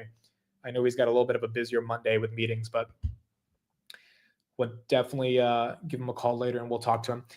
Dad Thoughts, thank you for the super chat. Was sold on you after the story about the Scarface jacket. Been a pleasure to witness your journey and see your channel grow. My kids know you as our drive time DJ. The growth is due to your great character. Happy birthday. Dad Thoughts, appreciate you. The other cool element about this whole journey is the kids that have been, part of it because a lot of you guys are older and you have kids, right? S&P, by the way, new all-time high on the day, continuing to move. And the fact that, your kids are listening, I take that very seriously, because I do want to be a good influence on them. And, it means a lot. It's definitely added a level of responsibility when I'm speaking and interacting with everybody. So I really do appreciate those that have let me into their homes and be part of their families. And it just means a lot because those kids are growing up and, they're consuming this content even subliminally and potentially that's attracting them to be more interested in the markets. And you never know, maybe it could be the catalyst that gets them to really start investing seriously. And I think all of us have realized when you get into the investing, when you get the investing bug, it's hard to get out of it. And it really can change your life. So really nice for people at a younger age to be dealing with that as well. Riosh, thank you for the $20 super chat. Happy birthday, Amit. We can all win together. Aloha. Have a blessed day. Riosh, thank you for being here. And yes, we all can win together. Thank you for being part of the community. Paul, thank you for the $100. Happy birthday, man. Been a fun ride. Keep it up, bro. Paul, deeply appreciate you. Thank you for being here. Thank you for the $100 super chat. Very, very kind of you. Lamrida, thank you for becoming a channel member. Kayleen Williams, thank you for the $20 super chat. Happy birthday. Tam, thanks for the $10. Steven, thanks for the $2 super chat. Thank you for being here as well. Mr. Music, thank you, Amit, and happy birthday. Recently found your channel. I really enjoyed. Keep up with the great work. Learned so much so far. Greetings from Bosnia. Bosnia, another place that I want to visit one day. So thank you as well for being here, Mr. Music, and thank you for being part of the show. House Hoops, happy birthday, mate. Thanks for your hard work. Thank you for the 50 super chat. House Hoops, thank you for being part of the community as well. Darth, thank you for the $20 super chat. Hi, mate. Happy birthday. I'm about to retire at the age of 40. Wow. Big part because of you. Been here since the Tom Nash days. Appreciated you. Darth, that means a lot, man. And congrats on retirement at 40. That is not easy to do. Not easy to do at all. And you know, those early days, 2021, 2022, lots of different shows and videos and all these different concepts. And a lot of people, you know, there weren't as many people watching, but the people that were watching, I think, were really drawn to those different shows. And, you know, I remember I used to host the show with Tom and Justin. Like all this whole journey has just been kind of crazy. And it's resulted in what we have today. So appreciate you being here since then. And congrats on the retirement as well. All right, we got like 6 left. We're going to get through it. George, feliz cumpleaños. That means happy birthday in Spanish. I remember that much from Mr. Garcia back in 10th grade. When are you visiting Puerto Rico? I'll like to be here. Hopefully Puerto Rico soon. But thank you for the $5 super chat. I've actually never been. I think, no, maybe I've been once, like 10, 15 years ago. But I definitely would like to visit Puerto Rico. I have a couple of friends that are there. And it would be super fun. So if I do go, I will let everyone know. Felix, thanks for the super chat. Happy birthday, mate. Thanks for everything. I'm 25 and I started watching back in March. I'm trying to watch every stream. Made good money, still below 100,000, but hopefully spring 2026. Best from Switzerland. Felix, thank you for being here. Deeply appreciate you. And, you know, that first 100K is hard, but also that first 100K, once you get there, you kind of feel unstoppable, right? Because so many people have not been able to just even get, forget 100,000, but 10,000 in savings. And so I think a lot of us that are just focused on those milestones, making sure that we're aggressive with holding ourselves accountable to being able to save or invest or compound to get to those milestones, it really means a lot. Because then you try to say, okay, if I can get to 100, I can get to 1 million. If I can get to 1 million, I can get to 5 million. You know, if I can really get these milestones, then I can keep this going. And I think the whole journey of life is how can you keep going? How can you keep progressing? Life gets kind of boring when you hit a ceiling. And so, you know, very important, no matter what part of the journey to keep that journey going. FemTV, thank you for the 5 super chat. Not much, but go get yourself some mayonnaise, please. That's the one thing I'm not going to be eating today for my birthday. Probably not mayonnaise. Probably not that. But thank you for being here. Rishi Patel, thanks for the super chat. Happy birthday, mate. I started watching this year. You inspired me to start a YouTube channel and an options from actuarial studies. I love your mentorship. Thanks for being genuine and trustworthy. Cheers from London. Rochelle, thank you for being here. You know, an actuary is actually one of the jobs my mom wanted me to look into back when I was in high school. And I didn't end up going that route, but I have a lot of respect for those that work as actuaries. It's not the easiest job in the world. And so options and derivatives should be a little bit of a simpler segue because you're dealing with numbers already so much, but I think it does make a lot of sense. And congrats on the YouTube channel. So thank you, Rochelle, for being here as well. Promote, thank you for becoming a channel member. CR, thanks for the $10 super chat. Derek, thanks for the super chat. Admit, I've said this before, but it's a really cool thing having a group that chats stocks with my other friends don't know stocks or don't care. I agree, and that's why the sub-communities that have been created from this entire chat are really special. Because, you know, whether it's group chats about tech or group chats about macro, like a lot of you guys have formed your own group chats and privately message each other, and now you have some strangers across the world that you're friends with that you can talk to, even if your buddies don't care about what's happening with NVIDIA. So, yeah, I think that the subgroups out of the broader chat have created so many more opportunities for people, and you know, that's important when a lot of your friends and family might not care about it. Cheesehead, thank you for the $28 super chat. Happy birthday, man. Thanks for providing value to the world. Thank you for being here. Thank you for that, Cheesehead. Saucehead, happy birthday. Thank you for being here as well. Justin, thank you for the $500 super chat. You guys are really, really too kind today. Deeply, deeply appreciated, Justin. Thank you. Thank you, and happy birthday. Keep it up. Again, guys, that's a lot of money. You do not need to be spending that much money, but I very, very, very much appreciate it. And thank you, Justin, for the $500 super chat. Thank you for being here. I know I don't really monetize the channel. I don't charge like subscriptions. I don't do private Discord, all that stuff, which is why a lot of you guys are compelled sometimes to just send your support through a super chat. But genuinely, I really am doing it for the love of the game. I'm happy that you guys are here. That's it. I know it sounds cliche, but like I was doing this when there was no money involved in it. So it's like, the money is just an added bonus, but being able to get to do it every day, it's like happiness. It's very few people get to do what they want to do every single day and be happy at it. And I get to do that every day. So thank you, Justin. Thank you for the $500 super chat. It means a lot. And thanks for being here. Amit, just kidding. My birthday is next week, dude. That would be funny. That would be funny. Just kidding, guys. My birthday is next week. No, but I think it's like finally it's my birthday after all the birthday wishes for the past 2 years. We finally have the official birthday. Viper, thanks for the $20 super chat. Hi, Amit, newer listener from California. Found you around Liberation Day. Hope to meet in California. Thanks for helping me lean in my golden years. Viper, thank you for being here as well. And hopefully we'll be doing that LA meetup soon and we'll be able to meet. Vastal, thank you for the $2.79 super chat. Appreciate you being here. John, thanks for the $50 super chat. Happy birthday, Amit. You've changed so many lives. Keep up the hard work. We appreciate you. John, thank you for being here. Smith, thank you for the super chat. Thanks so much for everything you do. Happy birthday. See you in Prague someday, hopefully. Would love to be in Prague. Definitely across the pond. Would love to go and travel. So thank you for being here. We got 2 left, folks. 2 left. Jamie Lynn, thank you for the $20 super chat. Amit, happy birthday to the GOAT. You and this community have changed my life. I recently reached a 7-figure club. Congratulations. I couldn't have done it without you. You have truly changed my life. Jamie means the absolute world. You have changed my life by consuming the content every single day, and hopefully the content's value in the chat and the community have been enough to change your life as well financially. So appreciate you, Jamie. And thank you for being here.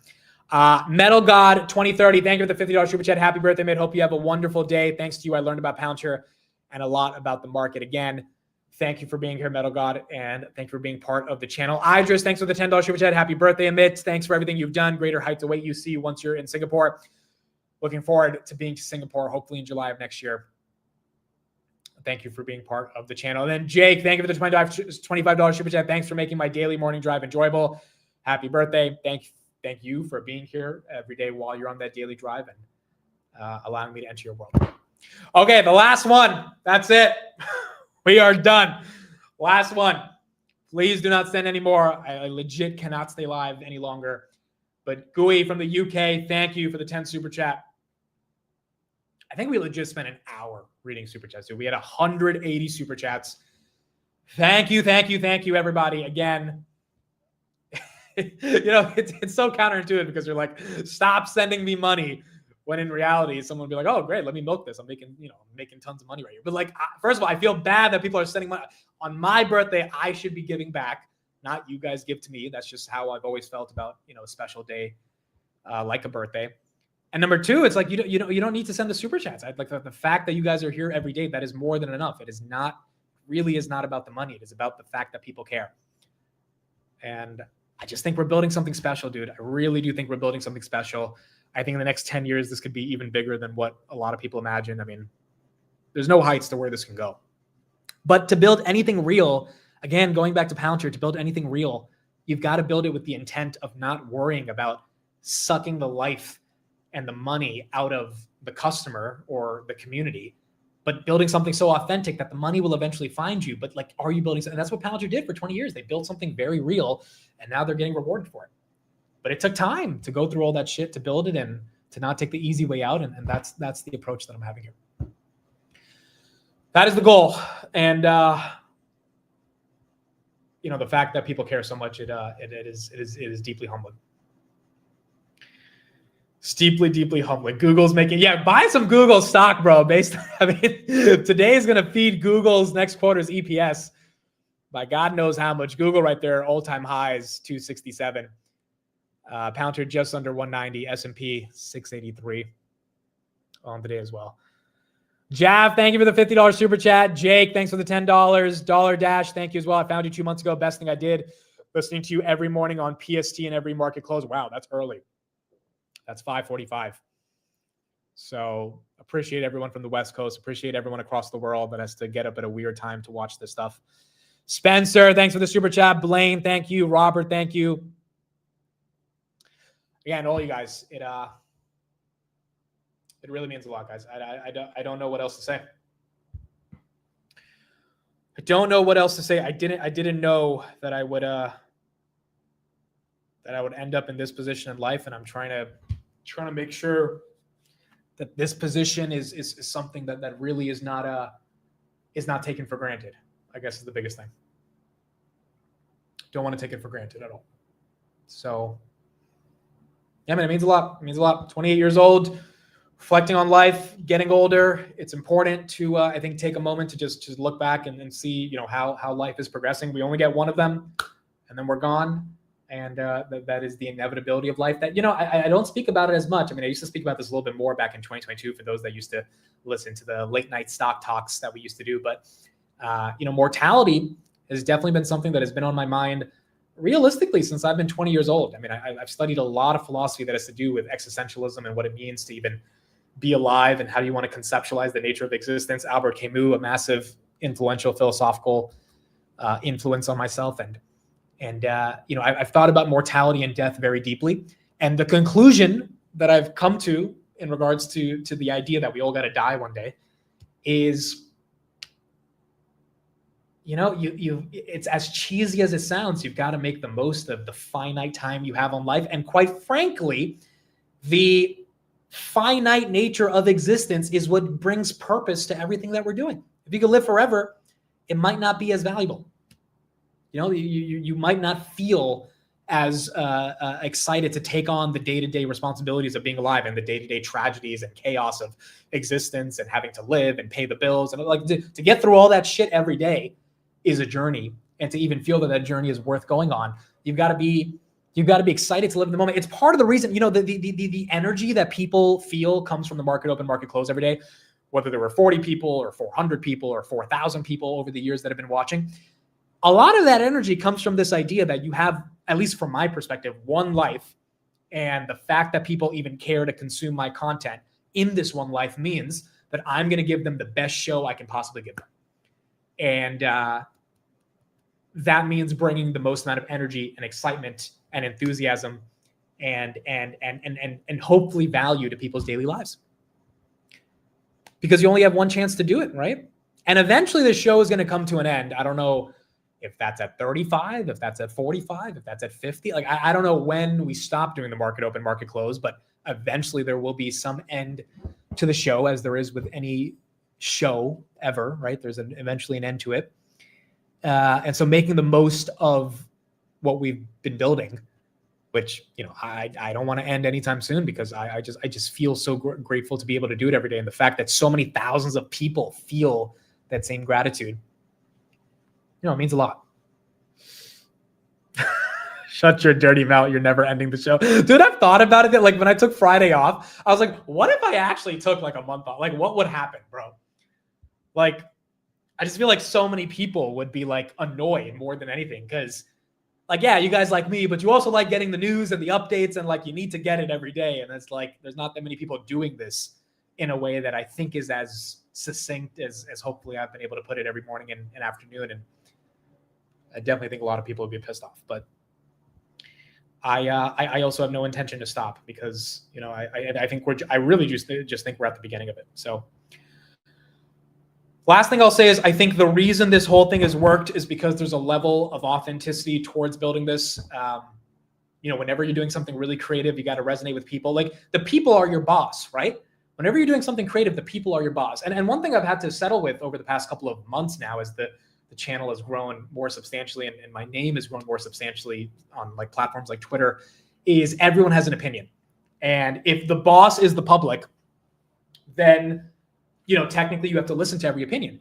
But also at the same time, every opinion is not equal, right? You might have some opinions from some people that, quite frankly, don't have the best ideas in the world, but you still see their opinions.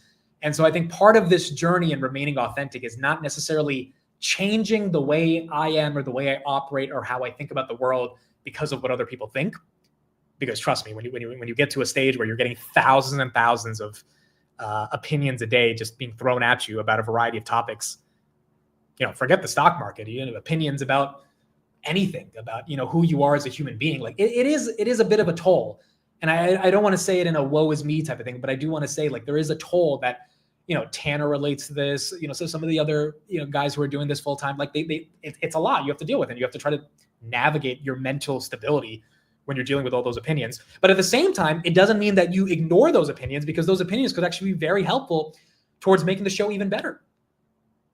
Right. And there are some very valid pieces of constructive criticism that I've heard, over the past 3 years on how to make the show even better and how to bring more value to people that are consuming it. So I think the balance of finding, it's almost like going back to Palantir, the balance of them listening to their customers, even though their entire forward deployed engineering model is them making the customers listen to them, while also being authentic enough for them to say, look, we are going to still be forward deployed, and the world can call it a consulting firm. We don't care, but like, well, this is how we do business, and we're going to listen to what you have to say, but this is the way that we know is the right way to do it. That tends to work out long-term if you can strike a balance. And for me, I think it's very similar. It's like the amount of freaking brand deals that I've got over the past, honestly, like 3 months, the amount of people hitting me, the amount of offers of just like, hey, literally you just have to say this once and we'll pay you $25,000. Like, making sure who you are is not a disvalue to the audience, number one, and making sure that you reject anything that even has a chance of like corrupting that ethos, which is again what I think has made Palantir so special. They don't negotiate on their values because they have those hard set in stone. That is what will keep the channel growing. And I've seen a lot of YouTubers in the finance space that go the opposite direction. They like the quick buck for whatever reason. I don't understand how money becomes such an obsessive force in people's lives. I'm not saying this as a guy with tons and tons and tons of money. I've been broke for the past couple of years. Only really over the past 12 months have I started to actually get a little bit more financially independent. I'm not saying I'm not some trust fund baby with millions of dollars saying, oh, I don't get why people care about money. I'm saying this more so in the context of, hey, I've been broke and I've worked really hard. And Palantir and Hood and NVIDIA have Palantir and Hood being the main ones, but NVIDIA this year as well. That, we've had some help over the past couple of years with some pretty good investments, but I don't see the need to compromise on your values just to get another quick buck. And I really do think that is what will keep the channel pure and authentic over the lifetime of doing this. As soon as I negotiate on those values, everything's fucked. Everything. And that is, I guess, the last thing I want to say is that you don't want to negotiate on core values. And take that from the channel to your own life. Whatever values you don't negotiate on, you don't negotiate on. And no matter how compelling the offers are, staying true to it is what, I mean, again, going back to Palantir, they said they would never sell to Russia and China. Look at what has happened over the past couple of years with Russia and China. Like, sometimes your values are your values. And when you come up with them in the first place, you really have to ask yourself, are you going to leave them? And if you're not going to leave them, then you're going to have to take it the harder way, because Russia and China would have paid a lot of money. But, Karp had a different vision. And so with this channel, I have the same vision. I just want to keep it as authentic as possible and keeping it going for the long term. Mid is the Japanese prime minister. Never heard that one before. That's a good one. That's a good one. All right, that's it. Thank you, everybody. It means a lot. It means the world. Appreciate you being here. I will try to remain as much as a core human that I've been since 2021 when starting this channel. Throughout the ups and downs and mistakes, whatever has happened, I think has led to this moment. And at its core, I think it's been the journey of a lifetime. It's been incredible to be here. I have not drank Saratoga water ever since. Going back to listening to people's feedback, I have not drank that damn water. And that's why this bull market has really continued. Because if I did and you guys found out, I mean, genuinely, look, like when I'm not even lying, bro. I have not drank Saratoga water ever since that day where I drank it and the market fell down and all you guys said I have to stop drinking. Like, I've been at events over the past couple months where they offer Saratoga and I literally go the opposite and I get the other water. And I'm like, I'm not drinking the Saratoga. Because of you guys. That's how much, because then I don't want to lie about it and be like, no, of course I'm not drinking. It's like, no, boy, you were drinking it the other day. Like, what are you talking? So I can't lie. But I've not drank it because of you guys, and hopefully that keeps this bull market going. So yeah, bro is literally traumatized from this freaking Saratoga bottle that happened back in May. But again, all these like little insiders and jokes and stuff, that's what keeps it fresh. That's what keeps it fun. And that's what keeps this community as thriving as it is. So all right, thank you. Appreciate it, guys. I'm sorry if there's a couple other super chats I did not get to. I'll try to get through these real quick. Witch Watch, thank you for becoming a channel member. Troy, thank you for the super chat. Happy birthday, Mitt. So glad to be part of this community from Malaysia. I love it. Hopefully I'll be able to visit Malaysia soon. Ken, thank you for becoming a channel member. Winged and Gills, happy birthday, bro. I change my YouTube handle every so often, but I've been watching a while. Appreciate you. Keep up the great work. Wings and Gills, thank you for being here. And then Nick, thank you for the birthday chat as well. Appreciate you for the happy birthday. And thank you for being part of the community. DSN as well. Thank you for the 80 super chat. Thank you. Keep it up. Thank you for being here as well. Means a lot, guys. It really, really means a lot. I'll be back on the close. We'll see what we got for earnings. We'll do the birthday photo thingy at the end of the day. And we'll do the giveaway as well. We'll do the giveaway as well towards the end of the day. And we'll have some fun questions for the giveaway. So there you go. All right. Love you all. Appreciate it. I think that is pretty much it. We still have to do word of the day, right? Okay. Let's do word of the day. This should be the last one for today.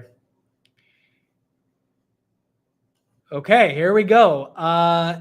Effulgent.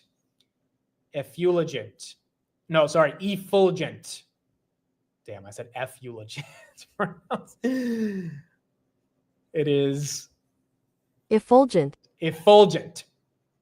Damn, bro, I'm really stupid, bro. I see EFF and I'm like effulgent. Like, I'm just like, my brain is weird, bro. I see an EFF. I'm like, oh, of course it's F. Effulgent. No, it's like, that's not how you say it. But there you go. Radiating brilliance, shining brightly, full of light or joy. Effulgent. Effulgent. There you go. I would say the stock market is pretty damn effulgent today. Up 1% on the S&P. Tesla's up 5. Palantir's up 2. Hoodie's up 5.